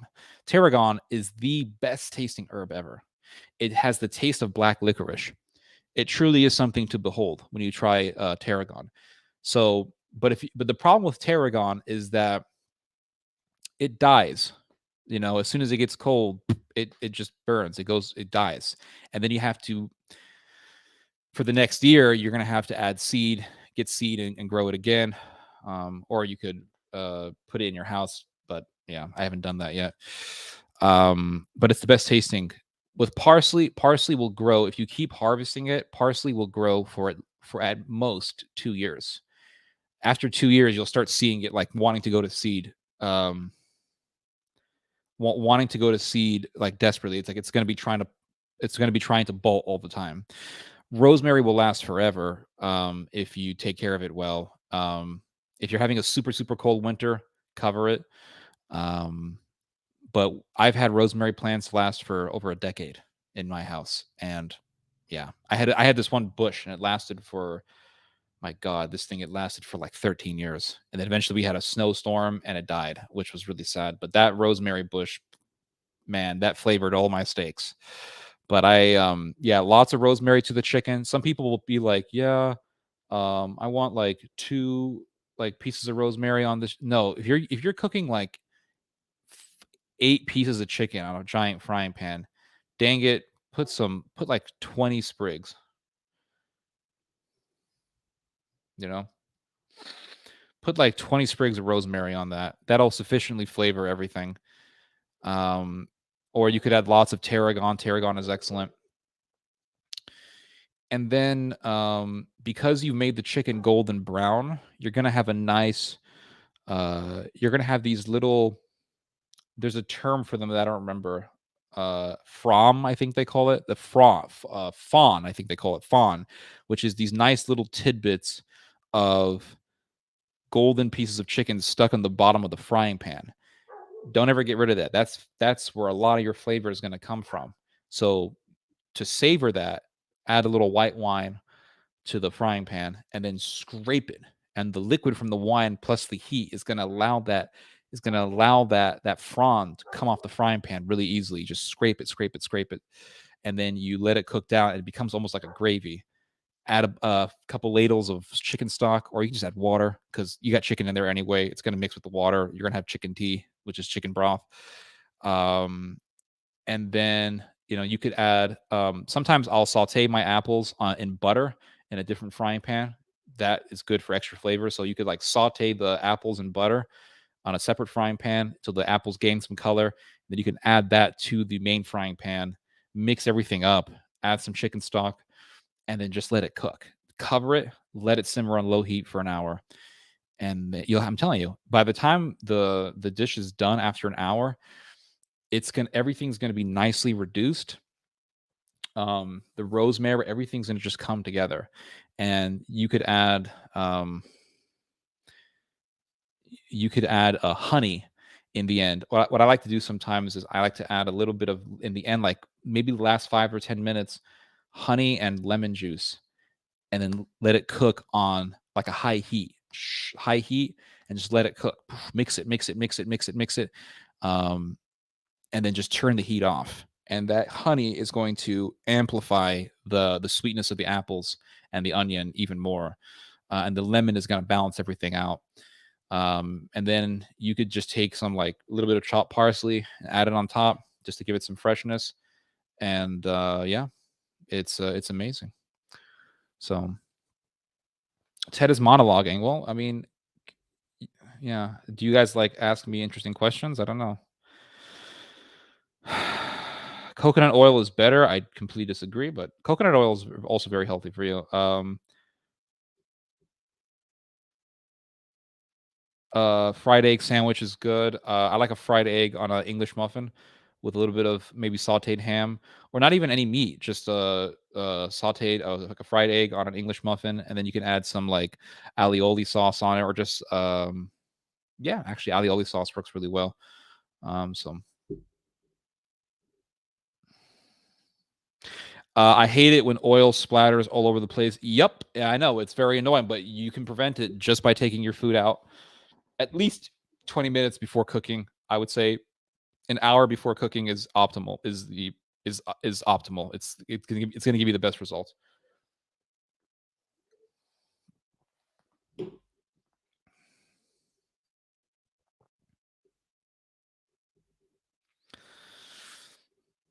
Apples with onions, add lemon just at the end. Yep. We will not discuss flattened thighs. I seen a video a while ago in French about South Korean Christianity, and man, Christianity there is extremely paganized. I didn't know that. I thought Christianity was pretty big in South Korea.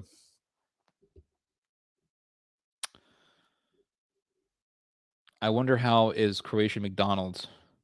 I don't know how Croatian McDonald's is, but I saw a video on McDonald's in Poland, and their McDonald's is hilarious because they have a Polish sandwich you can get at McDonald's. I don't think they call it that, but it's like a sandwich that's marketed for the Polish society, and it's basically radish and yogurt, but I think some onion in between two pieces of bun, between two buns. It's like, this is the Polish sandwich, a radish sandwich. I'm like, it's kind of adorable, I'll be honest with you. Theo came back to America like Tony Stark. I want an American cheeseburger. Yeah, it's the land of robbers is what Italy is, I'll be honest with you. McDonald's is pretty popular in Russia. McDonald's is popular everywhere. And let me tell you something about McDonald's in Italy. I went to all these different Italian restaurants when I was in Italy. Only one of them actually was decent. But it was like pasta, pizza, the typical stuff. And then I saw the McDonald's in downtown Rome. Let me tell you, in Rome, I want to say there are about 3 McDonald's in Rome by itself, just in Rome. I went into the McDonald's in the middle of downtown Rome. I have never in my life have I ever been to a restaurant more packed than a McDonald's in downtown Rome. And most of the people eating at the McDonald's are not tourists. The tourists they're trying out pasta and pizza. These are Italians. I saw some Asians, I saw some French Canadians, some Americans, but for the most part, these are Italians eating McDonald's. So the Italians are like pizza l'italiano, la comida italiana, mangiare. but they are eating at freaking McDonald's. McDonald's is so popular in Italy. It's hilarious. This is how packed.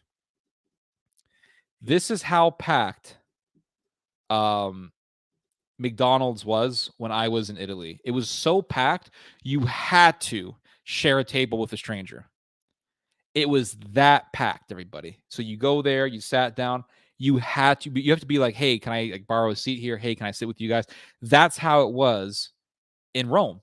I am not exaggerating. It was crazy. So every single time I sat in a McDonald's in Rome, I had to sit with a stranger.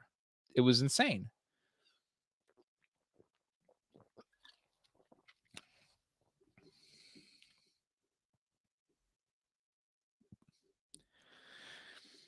I don't know what the Pope is eating. Probably eating what does the Pope eat? I don't know. Probably eats like jamon sandwiches or something. McDonald's in Italy is better than McDonald's in the US, in all fairness. McDonald's in the US is not the best experience. So you go to McDonald's in America, they're gonna give you a Big Mac that has really flat patties on it, small patties.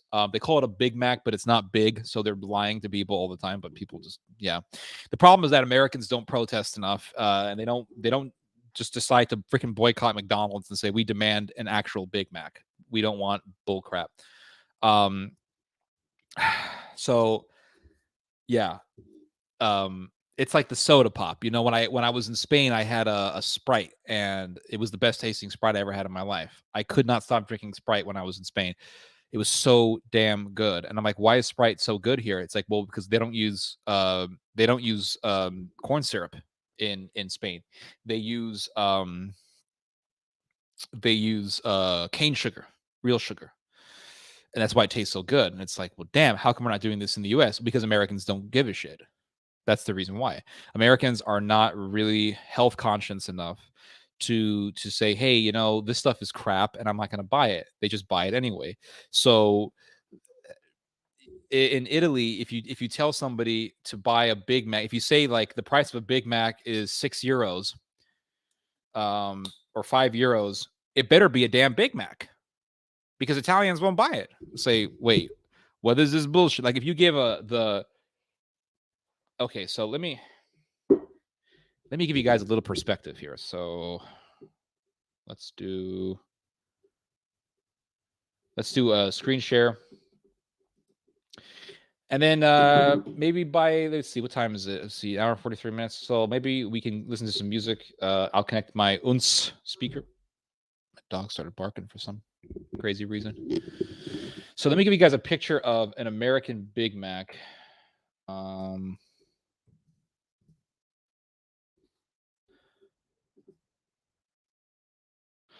So that's not an American Big Mac. That's bullcrap. None of these look like a regular Big Mac.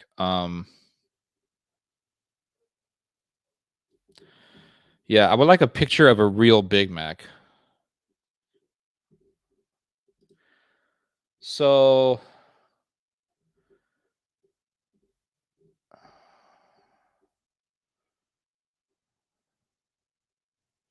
see, I'm getting the model photos of all the Big Macs on this one, and I'm looking. Let's see, hold on.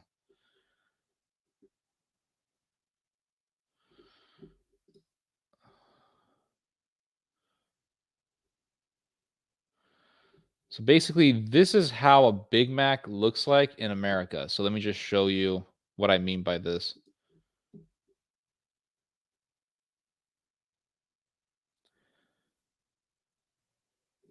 Bijo Abraham, I see your question. I will answer it. Let me just show everybody the difference between an American Big Mac and an Italian Big Mac. Okay, buddy? Hold on. So let's do a screen share.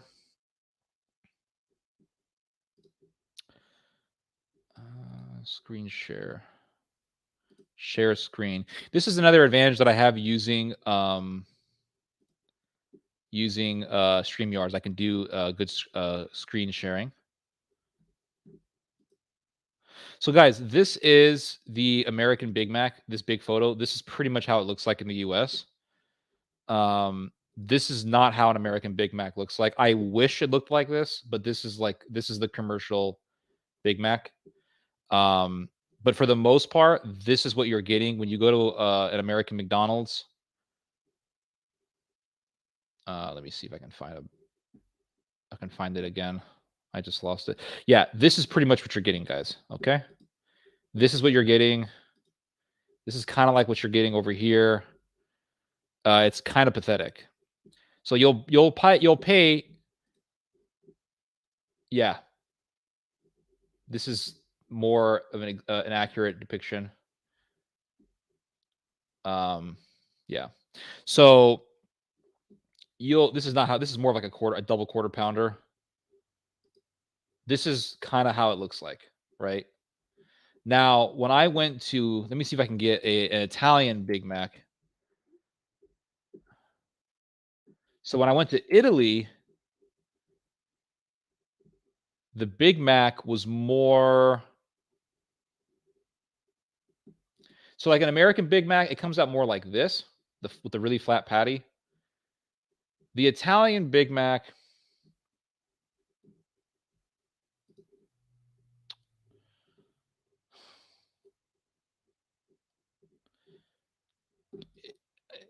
it was more like this, okay? That's more of like the Italian Big Mac. It came out, had a thicker patty. It was bigger. The sandwich was bigger. It tasted better. Yeah. It was just so much better. But they really rip you off at McDonald's. Burger King is better than McDonald's. I will agree with you on that one. But I remember just, I remember just going to McDonald's in Rome and I was like, wow, this is so much better.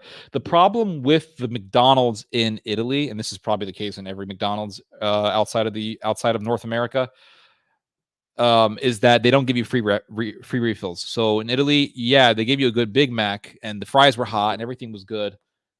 But they don't allow you for refills. Plus, it's a little bit more expensive in a European McDonald's than an American McDonald's. But Burger King is definitely better than McDonald's. That's a fact. So McDonald's in Romania is dog shit. Oh, that's too bad. So Bijo Abraham wants to know. Hi, Theodore. I just joined the live chat. Wanted to ask you about your daily routine. How much time do you spend time on farming and other stuff? Do you guys eat out a lot? Thank you for the question. That's a good question, actually. So about daily routines, I don't really have a daily routine. There are things that I like to do every day, but I don't exactly do it in the same order. I don't have a schedule that's like, at 4 o'clock, blah, blah, blah. I try to do everything that I want to do as much as I can. So, for example, if I can read for at least 30 minutes in a day, I'd say that's pretty good. I try to do one video a day. Sometimes I'll do that video in the afternoon. Usually I do it at night because I'll spend much of my time researching for the video before I actually do the video. And that's what takes all the time. So sometimes I can research something for 20 minutes, sometimes an hour, sometimes it could be 2 or 3 or 4 hours. But let's say like, you don't have to get up at 6 in the morning. I'll start working at like noon sometimes, 1 p.m. I'll start preparing for something and I'll work from maybe 1 to 5 just researching. If I want to write an article, then I could spend that 1 to 4 or 1 to 5 p.m. time window to write that article. And 5 hours writing is pretty damn good. See, people think like, oh, you got to get up at 4 a.m. and 5 p.m. You know what? If you have to get up at 4 a.m. or 5 a.m., then get up at 5 a.m. If your schedule demands that you get up at that time, then get up at that time. But if you don't necessarily have to do it. If you don't have to do it, then you don't have to do it. And if you could, like, people think like, well, I get up at 6 in the morning and I start writing and then I'll work from like, I've heard Jordan Peterson say something like, I work from 6 a.m. to 10 p.m., which is insane, but all power to them. I mean, that's a really good work ethic.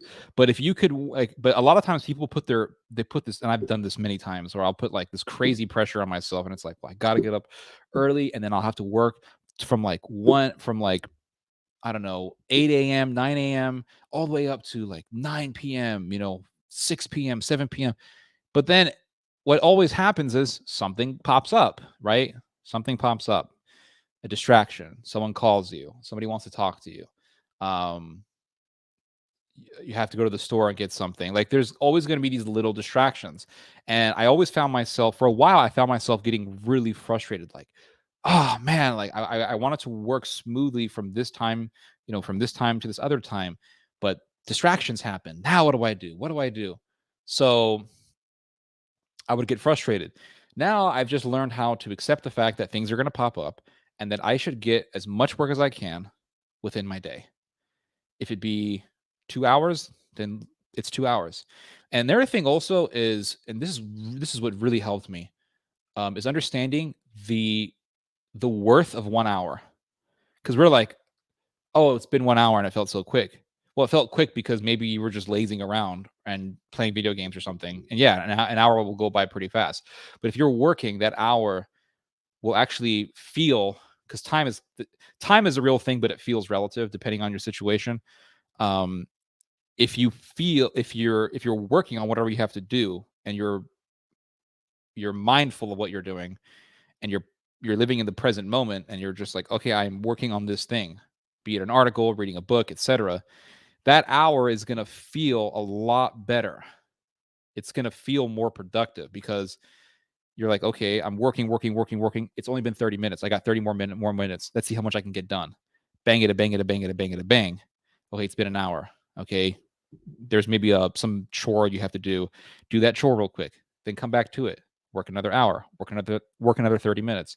The value of an hour. Once you understand the value of 1 hour, then you don't have to stress out so much. Because what I used to do is I would put these extreme demands on myself. I would say, okay, I'm going to get up at, at one point in time, I would wake up at 4 a.m, like waking up at 4, wake up at 5, wake up at whatever, 6 a.m, and try to get everything done in my day. So I want to work for at least 6 hours, 8 hours. So start working at 8 a.m, 9 a.m, bang it, a bang it, a bang, write for hours and hours and hours. But the things would always come up. Things would always pop up. Distractions always popped up. Not always, but many times they did. And so I would get frustrated because I wanted that perfect day. And, it's kind of like that scene. It's kind of like that episode of Hey Arnold. I don't know if you guys ever watched Hey Arnold growing up, but it was an American cartoon that we all watched back in the, it was like late 90s, early 2000s. And there was this one episode where Arnold wants to have a perfect day, and he has this list, and it's like, get up, get in your bike, ride down this really steep hill, go to the movie theater. Just there's all this stuff that he wants, that this list demands in order to have the perfect day. And every time, he's trying to get this perfect day done and it never happens. And he's just super frustrated by the end of the day. And his grandma tells him, his grandma's really old and wise and experienced in life. And his grandma's like, who cares? Okay, you didn't get the perfect day. Let it go. Who gives a shit? That's life. So once you understand the value of an hour, then things popping up in your day that take away time from what you want to do, it doesn't really bother you as much, because it's like, I know for a fact I can get at least 1 hour of work in. I know for a fact in that 1 hour, I could write 1,000 words. Like seriously, 1 hour of writing, no distractions, nothing. Like, okay, we got 1 hour. And this rarely ever happens. Usually you're going to have at least, I would say for writing, you're going to have at least 4 hours to do work.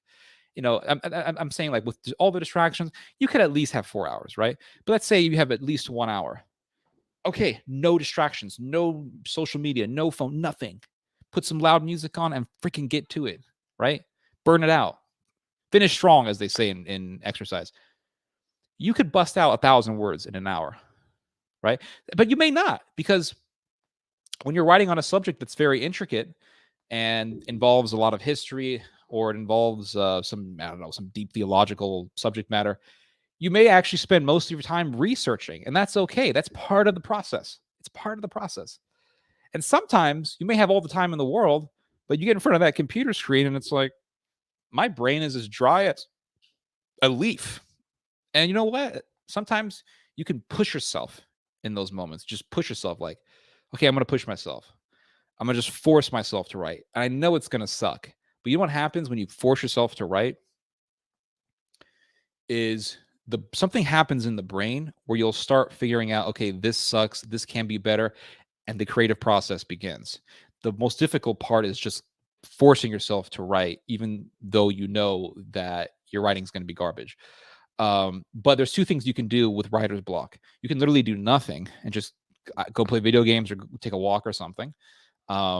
Or you could just force yourself to write. And I've done both. And you know what? They both work fine.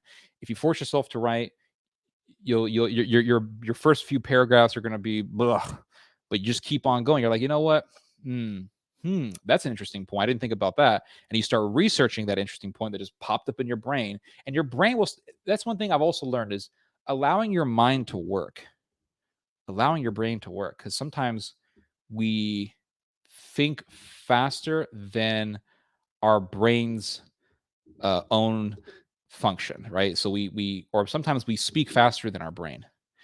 Sometimes we push our brain to try to think something when it's not ready to think about something. But if you push your brain, if you push yourself to write, your brain eventually is going to figure something out. And this is the creative process. You see, it's the creative process. This is what I mean by the creative process. And in order to get the creative juices going, you can do either one of two things. You can go do some different activity, cooking, gardening, and you may find inspiration doing something else. The creative process may begin with you doing something that has nothing to do with writing. Or if you push yourself to write, which is the more difficult option, it's the more challenging option. As you're writing stuff that you know is not that good, or you're writing but your will is not in it, you have no enthusiasm, something is eventually going to click. It may not happen actually in the first day, it may happen the second day, but something is going to click. What I find with writing is the first week or the first few days of writing an article, because sometimes it takes me a month to write an article, and I've had times where I've spent a month on one article, not because I'm lazy, but because I'll be working on that article every day for the most part, and then a month will pass and I'm done with it, and it's like 15,000 words or 7,000 words or whatever. But what I find is that the most difficult part is just bringing my mind to the creative process. Once the creative process is going and I know what I want to write about, then it's all downhill from there. And by the next day, I'm like, okay, I know exactly what I need to look for. I know exactly what I need to look up. I know exactly what old book in my library I got to open up again to find some information. I know exactly what I need to do. And everything goes downhill from there. And that's when writing becomes enjoyable. And within that space of creativity, you feel this freedom to express yourself, and you feel this freedom to connect your subject to some other event that took place in a different part of history, or you may connect the subject matter to an allegory that you thought up. You may find yourself connecting the subject matter to biblical verses or quotations from famous historical figures. Like there's so much freedom that you have within that space of creativity. And the this creative process it's not just the same. It's not just with writing. It's the same type of process that people who do music experience. Any sort of expression is going to require this many times challenging creative process. People who write music for a living, they will start writing and they're like, I'm not feeling this right now. I have no enthusiasm right now. You know what? Drop the pencil and leave the room. And by letting go and by telling yourself it's okay to let go, you're not a coward, you're not lazy, it's okay to let go. That's when the creative process begins. The creative process begins when you let go. It's when you let go. That's when you win. In fact, I find that in life, it's truly, truly when you let go that you win. In anything in life, it's when you let go. That's when you win. You get victory when you let go. In anything in life. And I think that ultimately the message of Christianity is letting go. When Christ says, all your flesh, your yourself, deny it. What does that mean? Let it go. Let it go. Your anger, your pride, your this. All these things are the results of us attaching ourselves to things. And Christ comes and says, let it go. Your worries of the day, let it go. Let everything go. And that's extremely difficult. It's nearly impossible for us humans to do because of our own nature. But in life, when you let go, that is when you win. You're heartbroken because you keep getting rejected by girls. Who gives a shit? Who gives a shit? Last time I did a live stream and somebody was telling me that they felt sad because they kept getting rejected by women or something. I know that it's very difficult, especially as a male. It's very difficult to detach yourself from that. It was for all my 20s, it was extremely difficult for me to do that. Something happened once I turned 30. I just let go. And you know what? It wasn't something that I forced myself to do. It was something that literally clicked in my brain. I cannot explain it. But when I hit the big 3-0, like 2 weeks after turning 30, a click in my mind. It was insane. I never experienced anything like it. But I turned 30 and I'm like, I still feel like I'm 29. And then 2 weeks later, bam.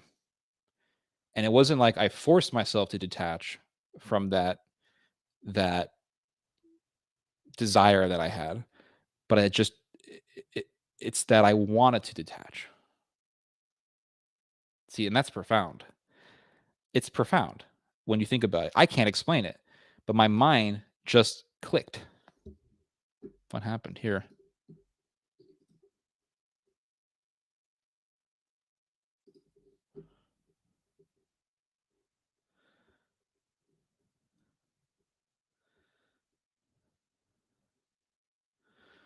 What happened here? Can you guys hold on? Are we good? The internet just went out. Oh my God.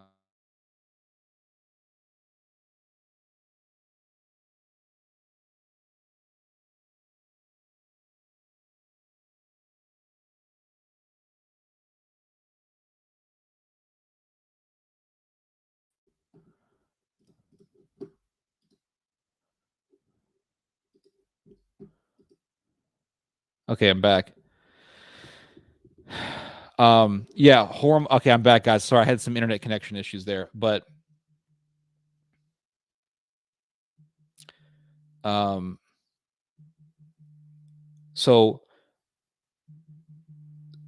I'm back. We had a disconnection problem there, but anyway, like I was saying, it wasn't that I decided to let go. It wasn't that I forced myself to let go. It was that I wanted to let go. That's what it was. It was I wanted to let go. And when people say things like, well, I don't give a shit, I don't give a damn, I don't care, but you can tell that they really do. You can just feel it, like this guy actually cares, but he's pretending not to care to sort of cope and to sort of give himself some consolation, and then to make other people, or to try to convince other people he truly doesn't care when he really does. And probably a lot of other people outside of him can detect that he really cares. Yeah, we've all been there. But when somebody truly doesn't give a shit, you know it. Oh, don't even pretend that you don't. You know it. In any sort of situation, when you meet somebody that's like, I don't care. You're like, this dude really doesn't care. You can feel it. You can feel the selflessness. And it's the same thing with anything in life. Like, oh, I want a girlfriend. Oh my God. Oh, blah, blah. And then you hit like 30 something and you're like, wait a second. I'm happy doing all of these activities that I do, writing, gardening, cooking. I have no woman next to me and I'm happy. So why is it that I need a woman to be around me? And then also, when you meet other people who are married or in relationships and like how miserable they are, you're like, it's, in every decision in life, you're going to have every decision that you make in life usually comes with its miseries, right? Not all the time, but usually it comes with its miseries. So if you have no friends, you're going to feel lonely sometimes, right? And you may feel sadness with that. If you have tons of friends and you have a big social life, that comes with its own miseries as well, because you have dramas and disagreements and all sorts of things may come, misunderstandings, all sorts of things, jealousy, all sorts of things come with that. If you're just an average person and you're not famous at all, nobody knows who you are, nobody cares about who you are, that may seem pretty dejecting at times. It may seem like sad at times, like I want to be known. I want the world to know who I am. But then you meet people who are super famous. You'll see people who are super famous. And what's one thing we've noticed about a lot of famous people? They have drug addiction, alcoholism. They have high rates of suicide. You're like, wait a second, they're super rich, and they're super famous, and everybody loves them, and everybody adores them, but they're miserable. Every decision you take in life will come with its own set of miseries. Sometimes fame can be miserable. Sometimes getting all the attention in the world can be absolutely miserable. When you think about the fact that people who love you because you're famous only love you because you're famous, and they have this image of you in their brains that doesn't even exist, that unto itself is a misery.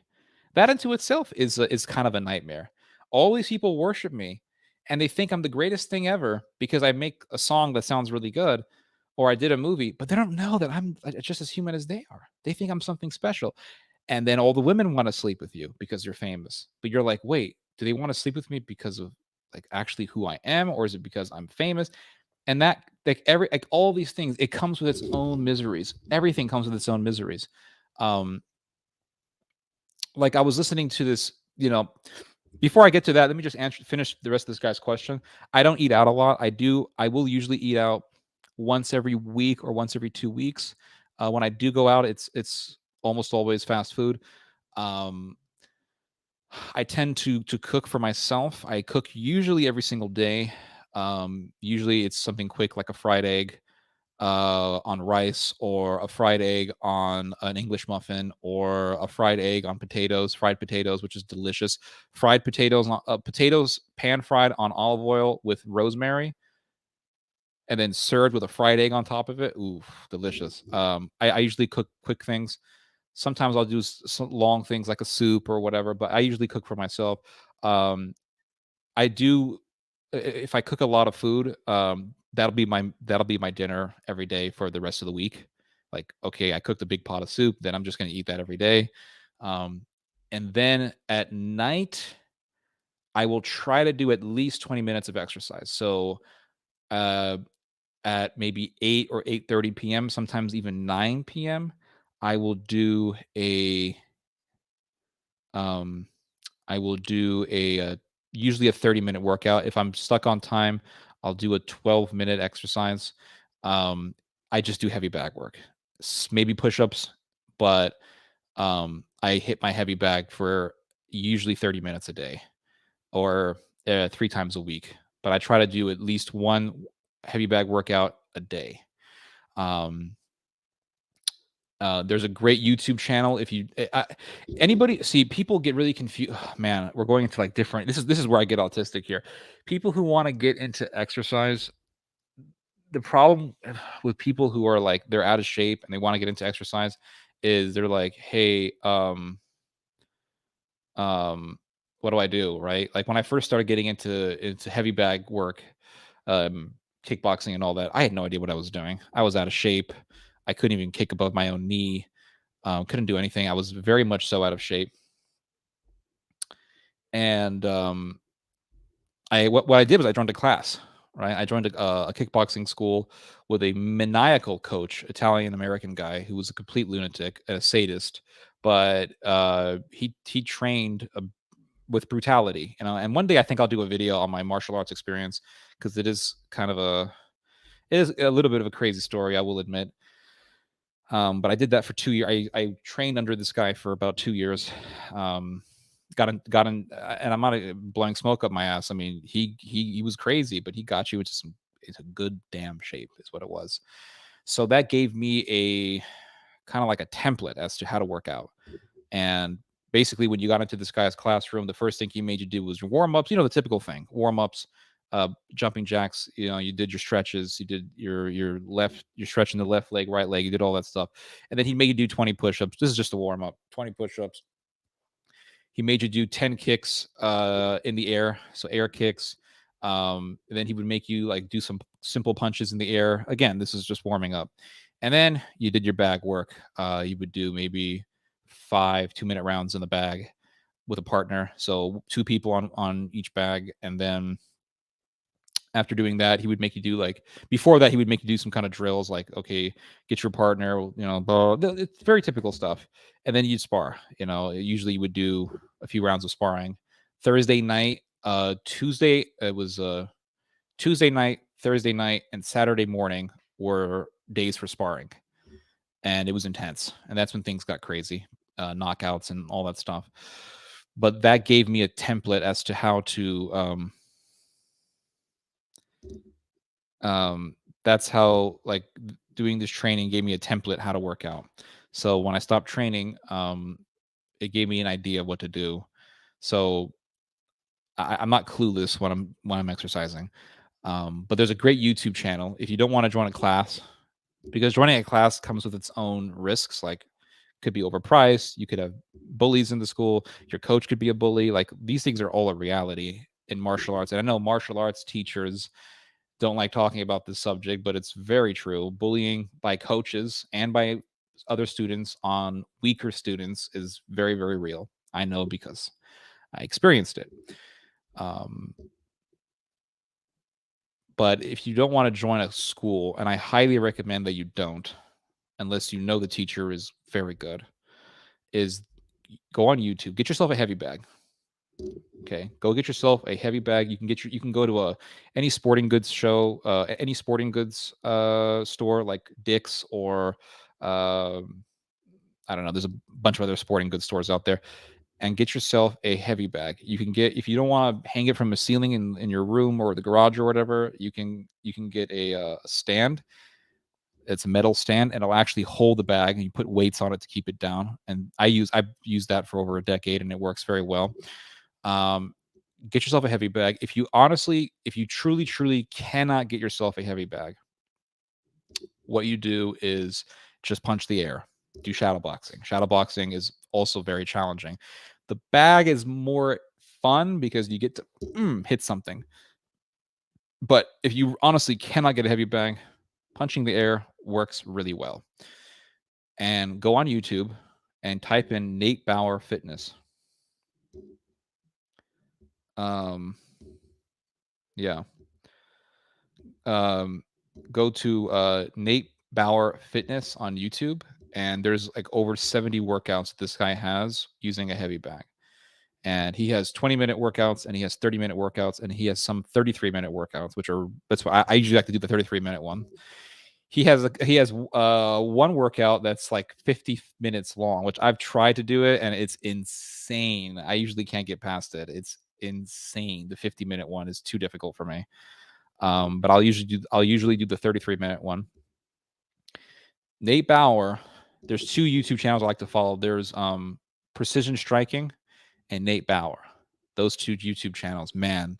But if I had to pick one, just go with Nate Bauer and get on that heavy bag and follow. Just find yourself a Nate Bauer workout and be like, okay, I'm just gonna do what this guy tells me, and just do it. As much as you suck, as new as you are, just do it, because it's gonna get you in shape, and it's gonna give you a template. And if you work at it long enough, you'll get better. So you'll get in better shape.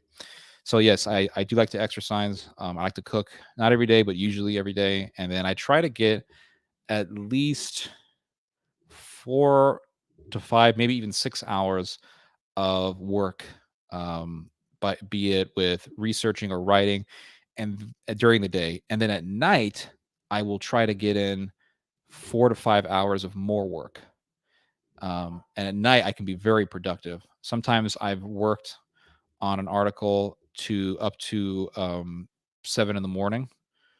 And that's kind of insane and not healthy, but I've done that before just to get an article done. Yeah, I've done a lot of hours to try to finish one article. It can be pretty crazy. Yeah. Kevin Blackwell, seriously, dude, that's just disgusting. Ted, you need to fix your hip flexors. Do stretch. Yeah, I agree. Hip flexors are very important to stretch. Wanting to buy more books, just need to get more shelving. They will be dearly needed for a case of grid down entertainment and learning. My main goal, apart from the garden is to get a manual water pump. Those are all really good goals, Heather.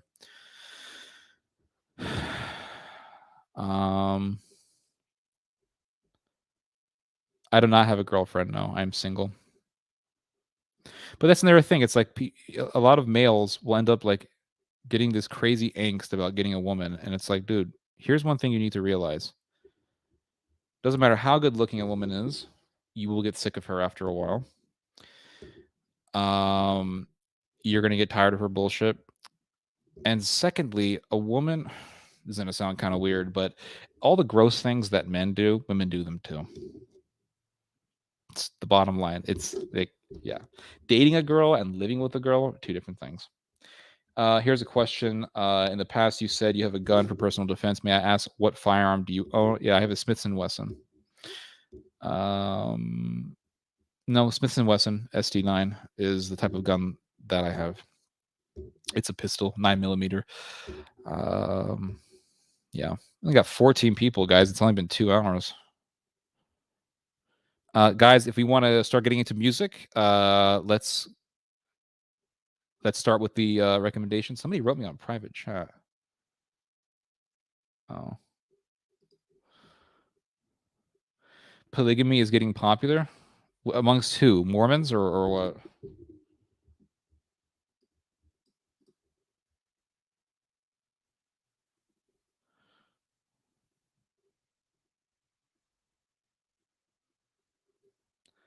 How would humans react if we made contact with aliens?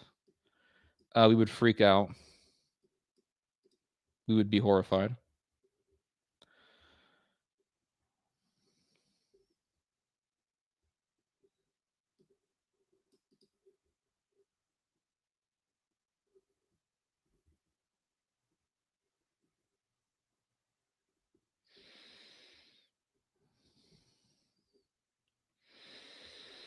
So it's been over 2 hours, guys. If you want to do music, I'm here for music.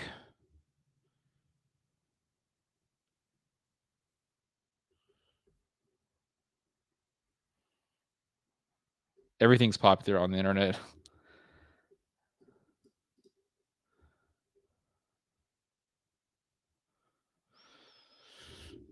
Yeah.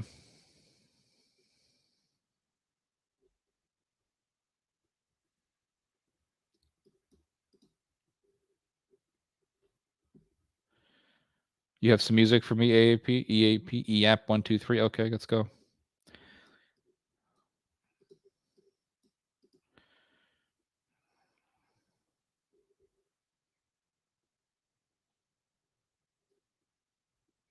Shine Down.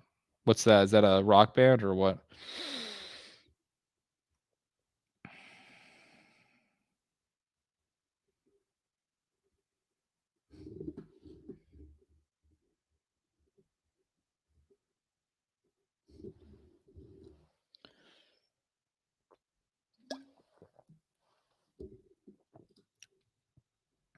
Okay, somebody has a song, finally. Please, no freaking, what do you call that stuff? AC/DC or whatever nonsense. So let's see, I'm going to connect the uns. Wait, how do I do this? Okay.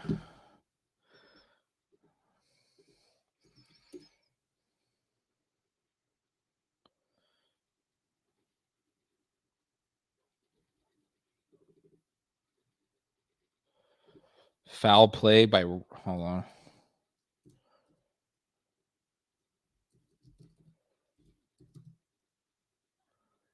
Foul Play by Robert Cray.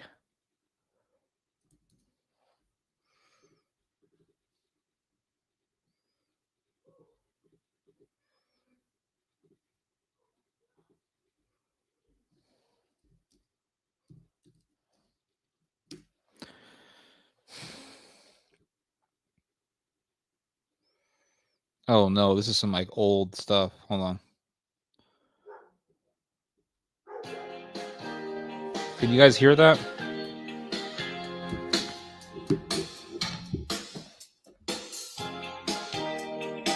Not bad.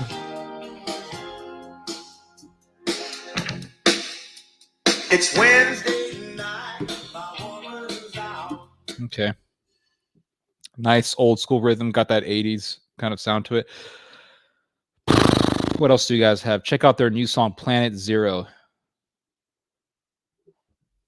Planet Zero. Okay.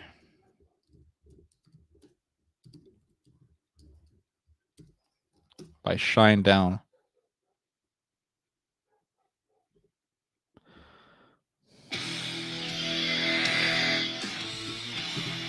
Nice.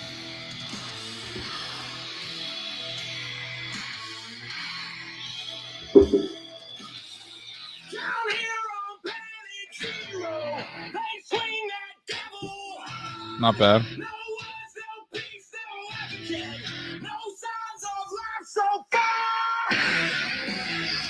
Not bad. Not bad. Not bad.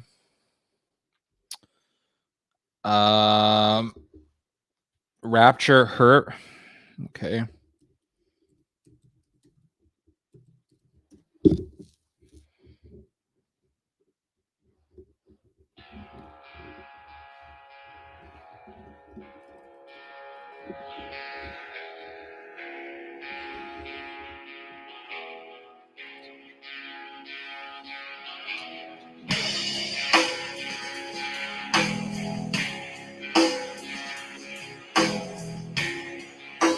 Not bad.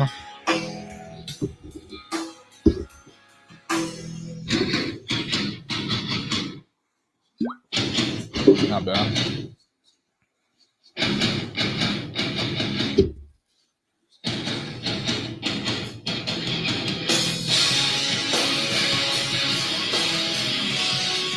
Not bad.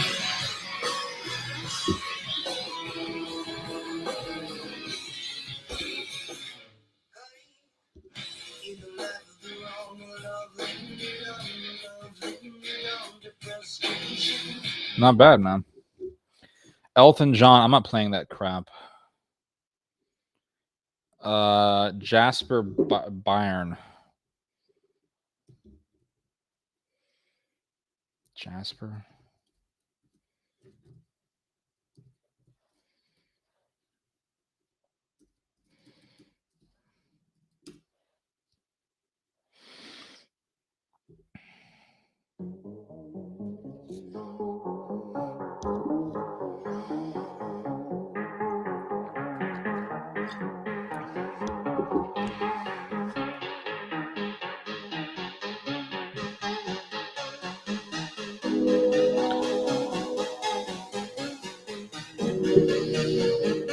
Okay. Got a little techno vibe here. What else do we have? Nice.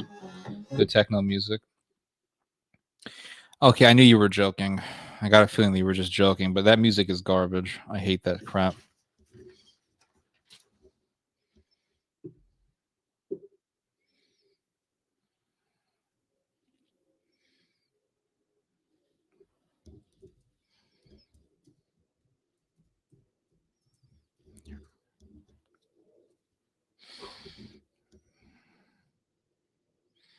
Golgotha? This sounds like some horrifying metal music.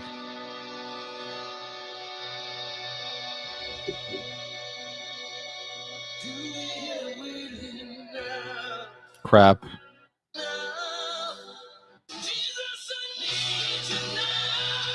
It's like Jesus glamour rock stuff. Eminem? No, I'm not playing that crap. Eminem sucks. I hate that music. Just white trash. Garbage.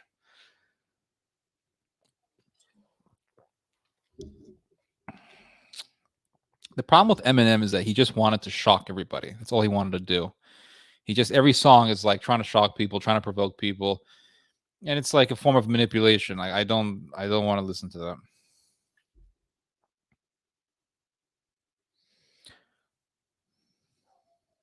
that. What's ponzu sauce?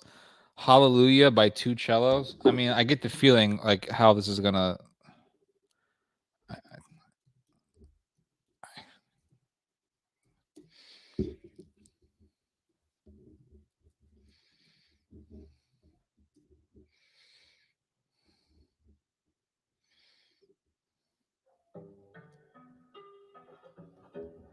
Nice.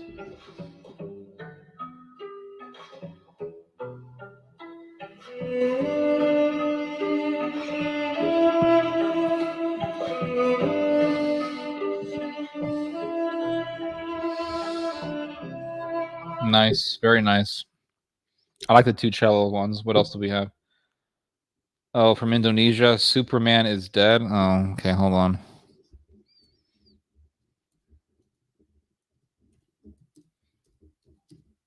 Superman ist tot. Kudo. This is some Indonesian grunge rock that we're about to listen to. 5 million views, not bad.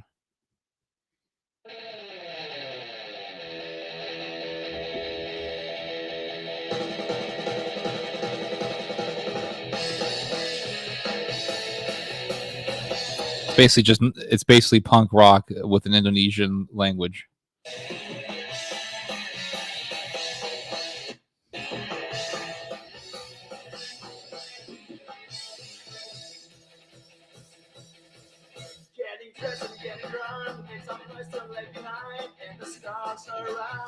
It's not bad. It's punk rock with an Indonesian twist to it. Song of Kings.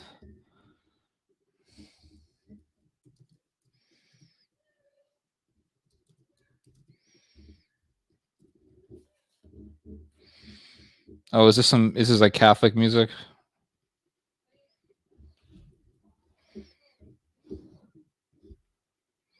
This is Catholic music, guys. Hold on. We're about to listen to it. Oh, monk music. Nice.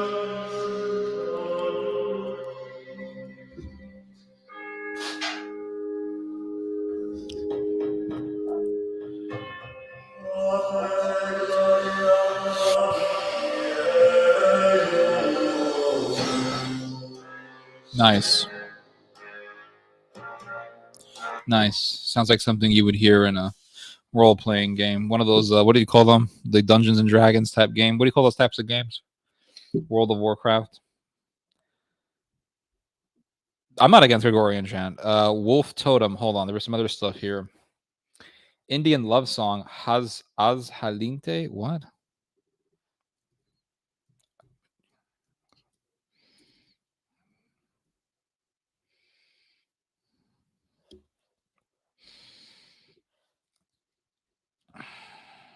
Okay. I'm guessing this is a South Indian song.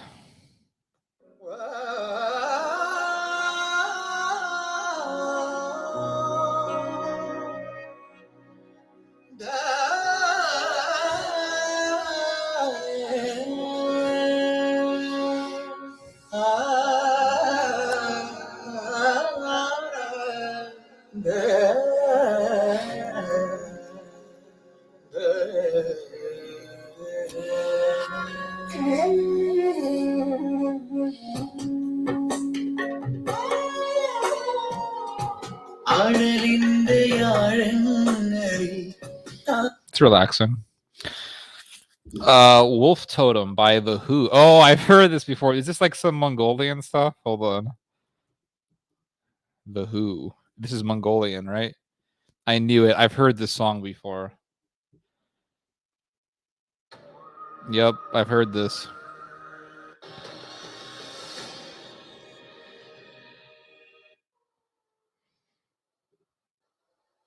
There's a music video here.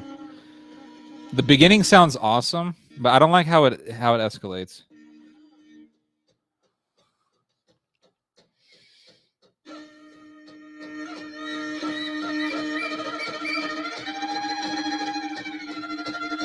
Nice. I like the violin. The violin's very chaotic. Nice. Very savage music. What else do we have here? RPG, yeah. The last in line by Dio. Okay, hold on.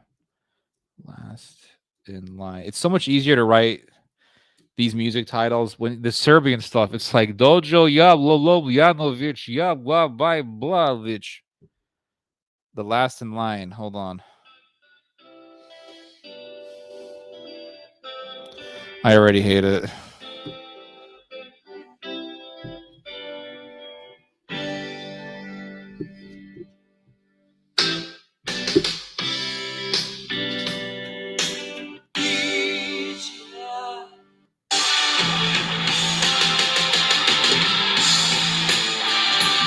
Yeah, I'm not too crazy.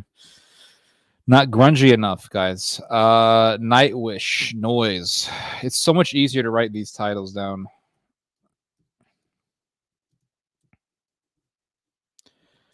When the Serb stuff comes, it's like yellow blah blah blah bitch gulu you blah blah. I already freaking hate it. As soon as I hear this like glamour rock garbage.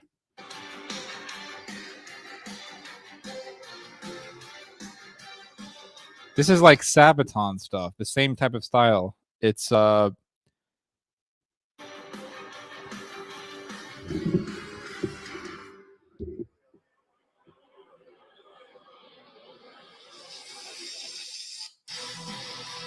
it's crap. This is garbage. Too many high notes.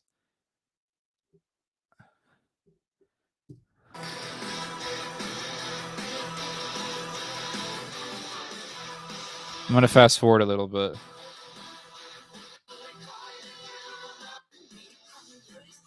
See, the problem with this music is that everything is going the same direction. You have this like high note, almost glamour rock style, and then the voice is just like going right with it. And that's one thing I don't like about music, where everything is going the same direction. If you listen to Antonio Vivaldi, you'll notice that Vivaldi will have like 3 or 4 different layers of harmony, or 4 layers of music, or 4 layers of sound that are happening at the same time, and they all harmonize together. They're going different directions, but they harmonize together perfectly. You hear this especially like in his Opus 3 or in his seasons. Vivaldi does a very good job in this. If you listen to Seether goes different directions, but everything comes beautiful. Everything is done beautifully. A good example of a Seether song that does this well is a song called Degrade and Betray, which is an amazing song that he made last year or in 2020. Very good song. This song is like it's like the Siberian Symphony, orchestra doing a Christmas song. It's just there's no creativity in this music at all. Like once with this type of music, I could be like Simon Cowell, but I'm much more constructive than Simon Cowell. um with this type of music, it's everything is going the same direction. It's just like anybody could do this. Like if you said Ted, I want you to write a song like this, I'd be like, okay, we're gonna do the same shit as all the other songs, and then the like everybody has a tight. Everyone's a tight ass. This is tight ass music. It's just this not. I don't like it. Nothing creative about it. Yeah. So no, I'm giving it a no. Arcana.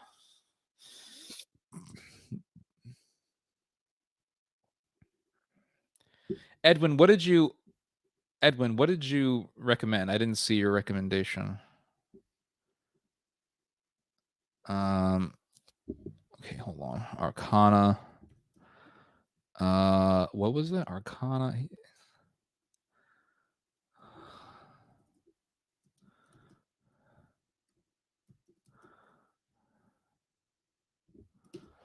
Is this oh no, this sounds like, is this neo-pagan Scandinavian LARPer music again? This is LARPer music, I know. Yep.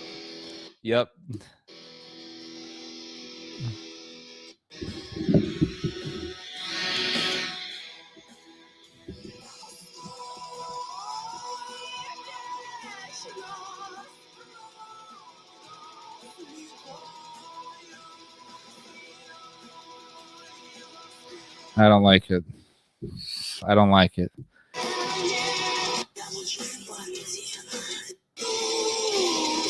This is like ethno-nationalist pagan metal. I don't like it. It's not my. I don't like it. I'm too Semitic for this music. I don't like it. Mozart. Oh, Mozart played with a Chinese violin. That sounds interesting. Mozart.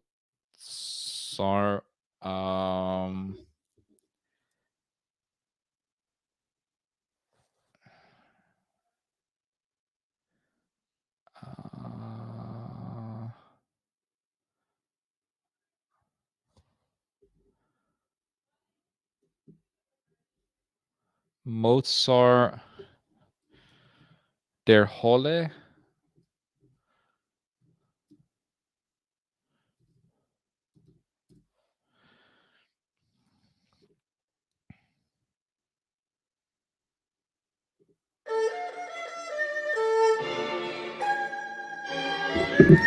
It's okay. It's nice. It's Mozart, guys. We've all heard this before. It's just it's got a little Oriental twist to it. That's what it is. Todo poderoso es el Señor. Oh no, it sounds like. Is this Catholic music? Poderoso, poderoso es el Señor. Sí, sí. El todopoderoso by Hector Lavoe. Hector Lavoe. Okay.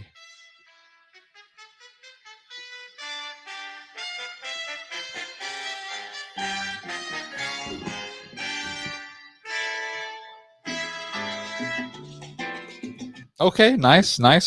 I thought it was like the national anthem of Panama or something. Hold on.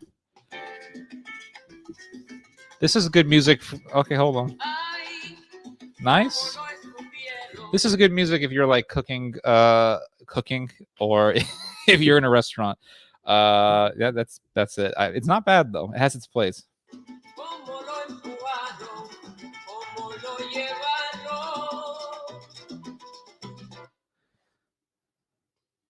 Oh, Heather, you're gonna put your cat down?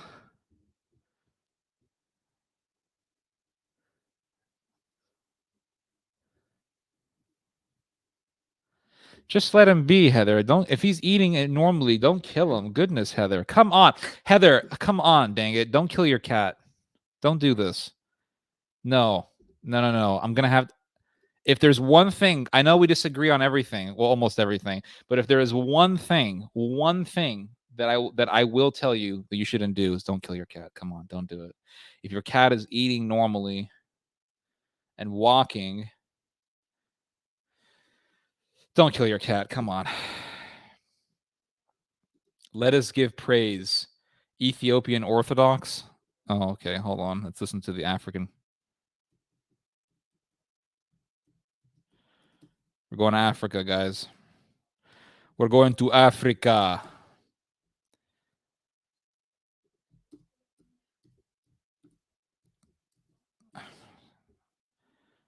Let us praise from Africa, from Orthodox, from Ethiopia, my friends.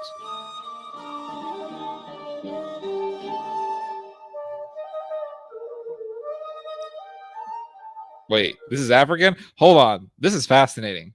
This music sounds like it came straight from Japan. Hold on. Let me hear this again.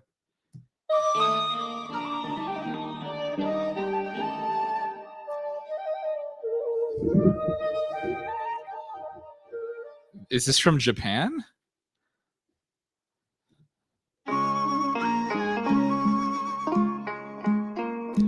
I swear, a lot of African music, I'm telling you, it came to Asia. I have a theory about this. I think that in ancient times, far antiquity, there was black people were living all over Asia. I think they didn't look necessarily like Africans, but they looked like Aboriginals.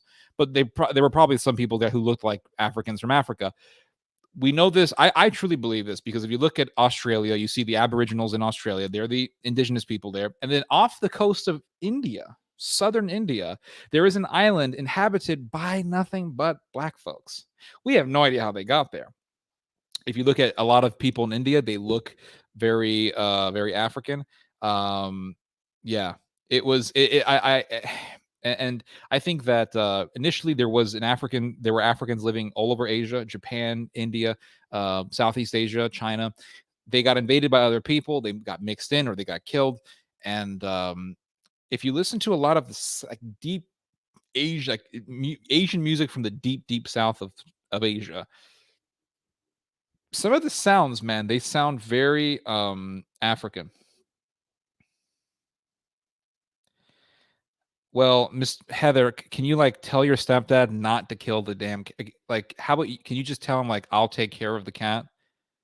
We have a cat's life to save here, everybody. This is serious.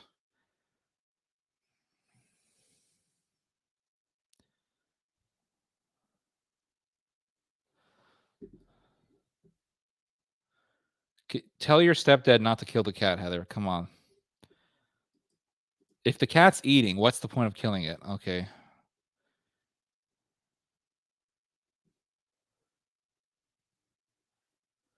Black independent woman? What?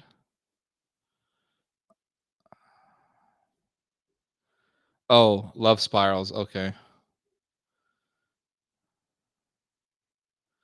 Oh, another Indonesian song. Okay, hold on. Indonesian Java Karen Kong pop. Diddy Kempot.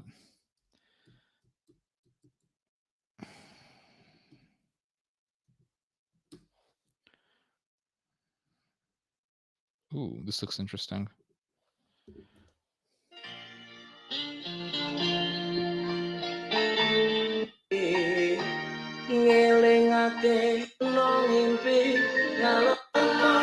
I don't like it.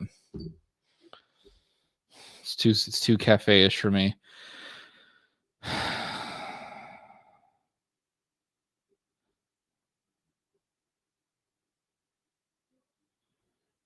Working out definitely does help you sleep, yes.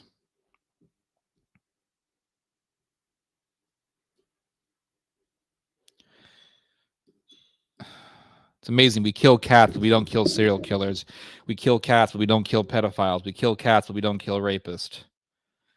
That is a decayed society and a morally bankrupt one. Now you see. Now you got me worried about this damn cat. You just derailed the whole chat. Okay, he won't be able to be stitched up as there's no skin. It would require skin grafting, and we can't afford to have that done. I'd rather let him be. Okay. Well, it's your decision.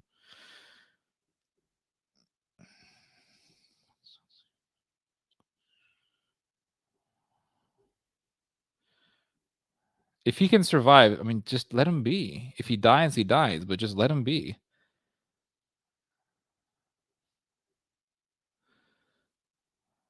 Smashing pumpkins. My Friday night has been ruined because I hear about this cat. My Friday night has been ruined. Who would have known that I would have my heart broken by somebody that I debated years ago? Oh, God. Let's hear this. Nice. Nice.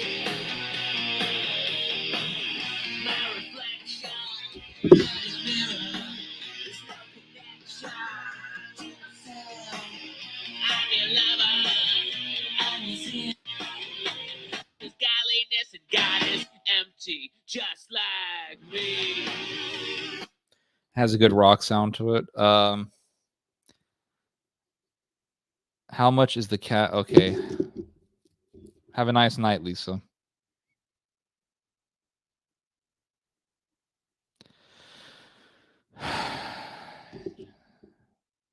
Hello, Chopo. We're listening to music right now.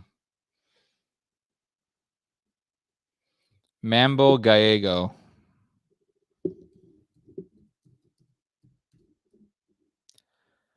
Conjunto Casino. Conjunto Casino, güey. Sí, sí, sí. Mambo Gallego, De Puente, Conjunto Casino, Trompeta, Jorge Verona. Uno de los temas con que debutó en el mundo del disco en trompetista cabaguegano Jorge Verona, ejecutado por Roberto. Sí, sí, sí, sí, sí.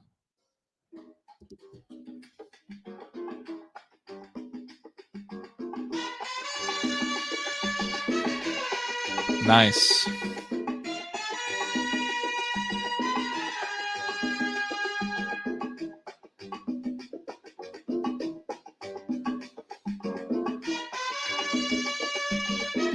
Okay, hold on. Sister Tenacious just said something.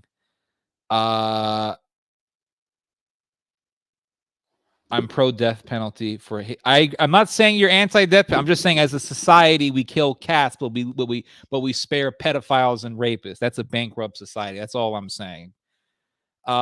Sister Tenacious says, if you think you can lure the cat into a trap or a kennel, I'll pay for the vet. Send me.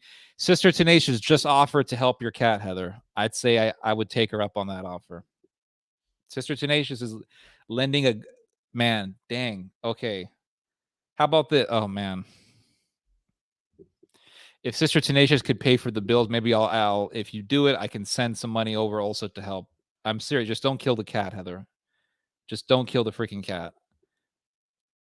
I'll help in helping the cat. If it means sparing its life, I'll help in helping the cat. Did you listen to the very humane and loving song I sent you? Not a GoFundMe. No, I can communicate with Sister Tenacious in private communication. I don't want to do GoFundMe and all that crap. We can talk about helping the little kitty cat. I don't know. You forgot about society performing. I know about the abortions. I know. I'm talking about the death penalty. We execute things that we love like animals.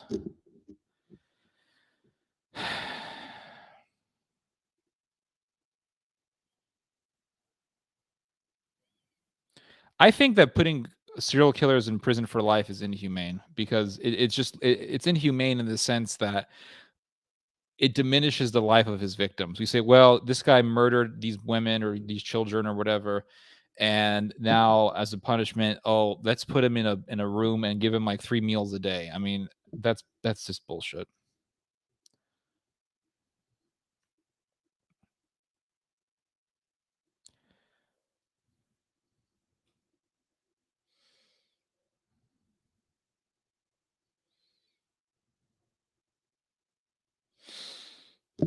Kill cats all the time.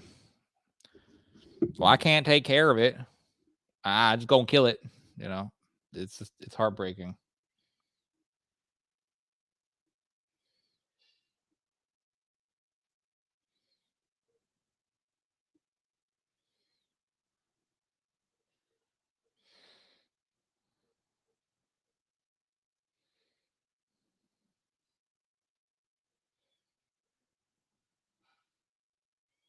Anyway, I forgot your music. Hold on. What was the song you sent? I was distracted by the cat.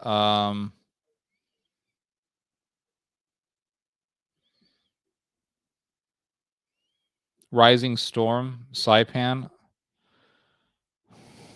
Is this like some?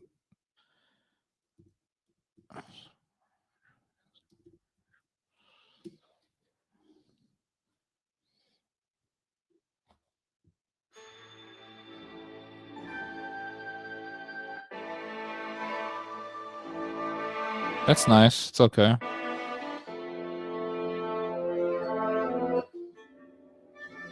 That's good soundtrack music. La Bruja. I know this already. I agree with you, Inquisitor. I don't know. I hope Heather's cat will live. Poor baby. How old is the cat, Heather?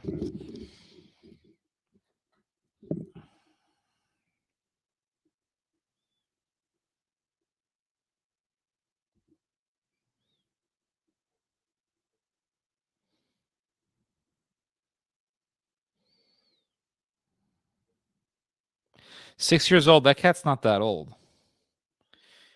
Is it an outdoor cat or indoors? Does it stay indoors mainly or what? It's not that old. How much would it cost for to help the cat?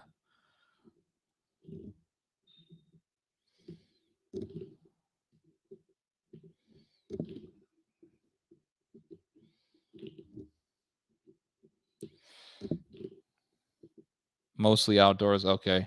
Yeah, usually cats who are mainly outdoors, they usually die pretty young. They usually die at 8 or 9 years old. So,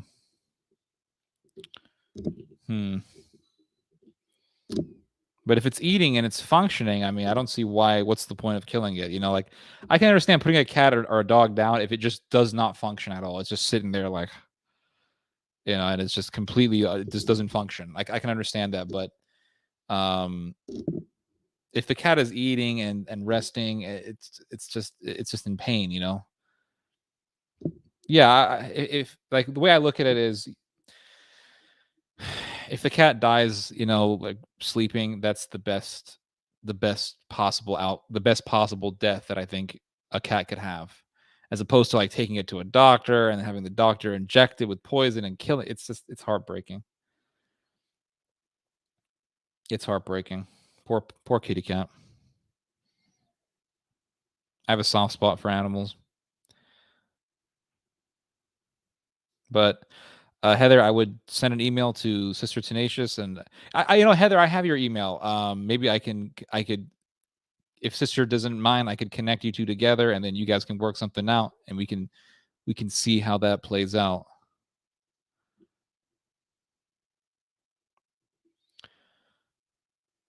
Yeah.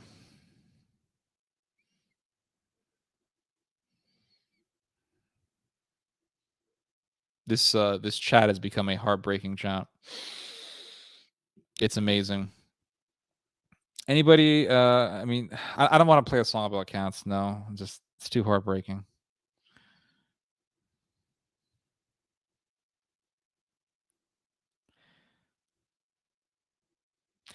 Coyotes and owls can definitely kill cats. Yes, that's why some cats are not meant to be outdoors. Some cats are just very docile. They're very friendly, and if you put them outside, they just won't survive. Some cats, on the other hand, are extremely cautious, and those cats are very good at running away, and they're very good at hiding. And those are the cats that I don't mind putting outside, because I know that they will be fine. They can handle themselves. Some cats you should not put outside. Some cats are just too docile to be out.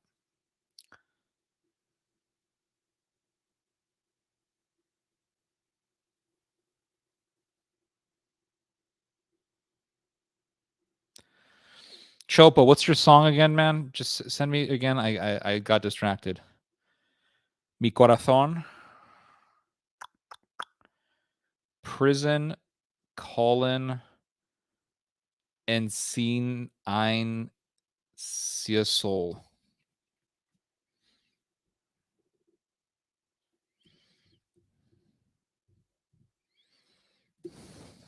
Amazingly, this is a real song.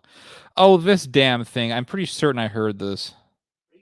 Yep, I heard this before. It's basically a mockery of the English language.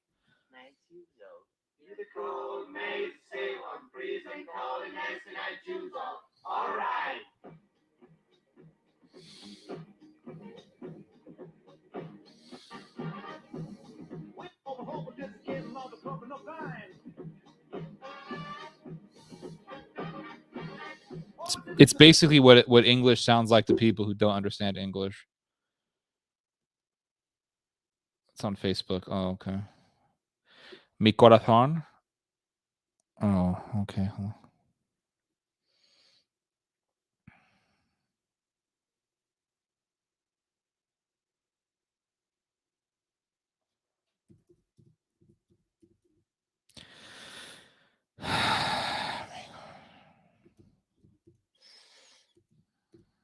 Bronx.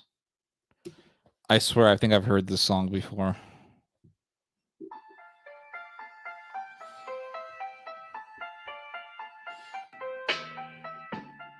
Yeah, sounds very familiar.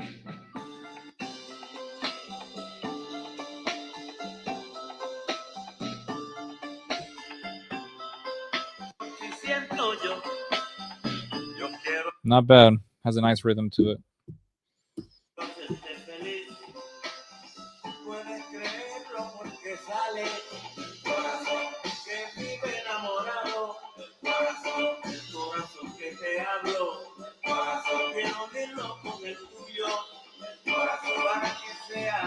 That's actually really good. This is probably the best song I've heard today so far.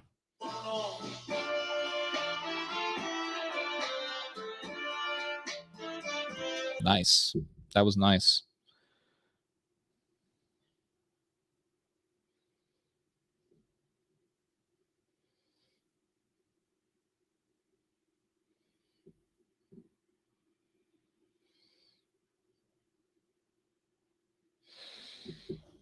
Okay, Chopo has a song for me. Let's listen to it.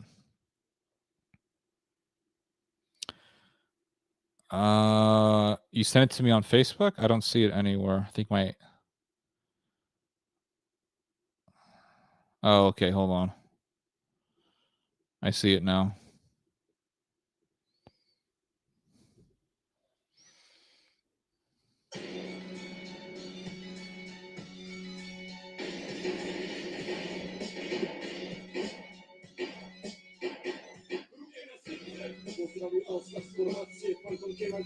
Already, it's a no. None of our cats are ever declawed. That's unnatural. Pumpkin, the Tux cat, is a buff, resilient tomcat and has had scars to prove it. Okay.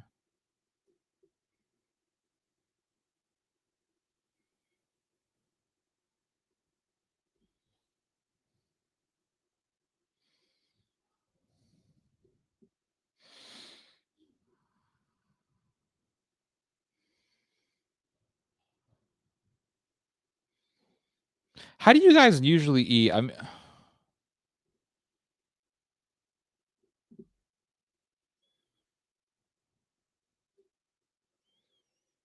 How do you guys usually eat? How do people eat? I know I cook a lot, but some people don't cook a lot. Do a lot of you guys just eat out all the time, or do you guys eat TV dinners, or like, what's your eating habits usually like?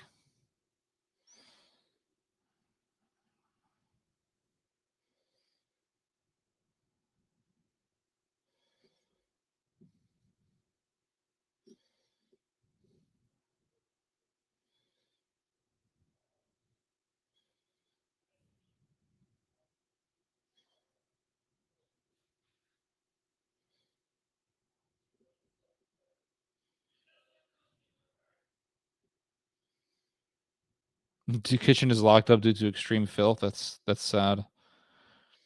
Deer steak every day. Do you hunt your own deer?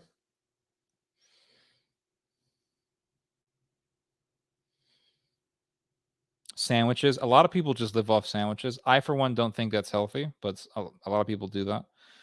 I don't think it's healthy, though, to eat processed meat all the time. It's really good, but it's not healthy. But you know what? Who knows?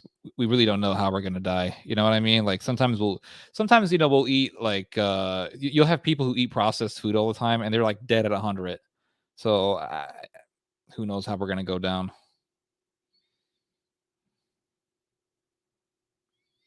You absorb through osmosis. That's cool. Vegetables. That's good. I live off like eggs every day because my chickens give me like a dozen eggs a day. So it's like, what the hell am I gonna do? You know what I mean? Just kidding about eating it every day though. Oh, okay. How do people in America usually eat? No salt for me, who is 92, so I make everything. No salt for Ma.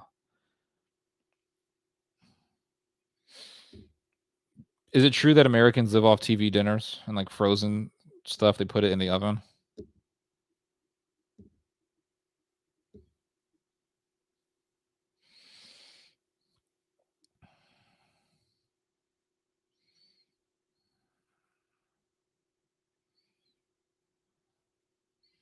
I'd feel best if I die after Sunday Mass. That's true. You know your soul's is sealed. Hamburgers aren't that difficult to make. Like a really good hamburger is not that difficult. You just need to make sure the patty has a decent percentage of fat because fat equals flavor, and then just make sure your patty is flat like a pancake. That way it cooks evenly and has a really good texture. Make sure it has good caramelization, good color.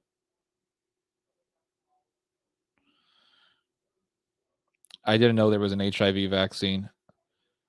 HIV is a behavioral disease, so I don't really worry about it. Oh, that's cool. Hamburger should always have a flat patty. If it doesn't have a flat patty, then I don't like it. It doesn't have to be like a dinky patty like McDonald's, but it just needs to be like flat like a pancake. That way, when you cook it on high heat on both sides, good coloration, cooked evenly, and has good texture. I hate hamburgers with a thick patty like that. Super thick patty is disgusting.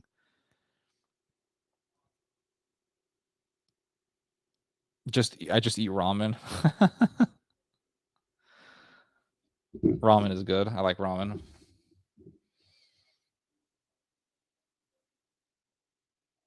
Anyway, guys, I think I'm done. I've been here for 3 hours, so I think I'm good. Did enough talking today. Heather, I hope you can convince your stepdad not to kill your cat. Try to make contact with Sister Tenacious, and maybe we can get you something done for your cat. Anyway, God bless all y'all, and be well. And yeah, you guys just heard some theology. God bless.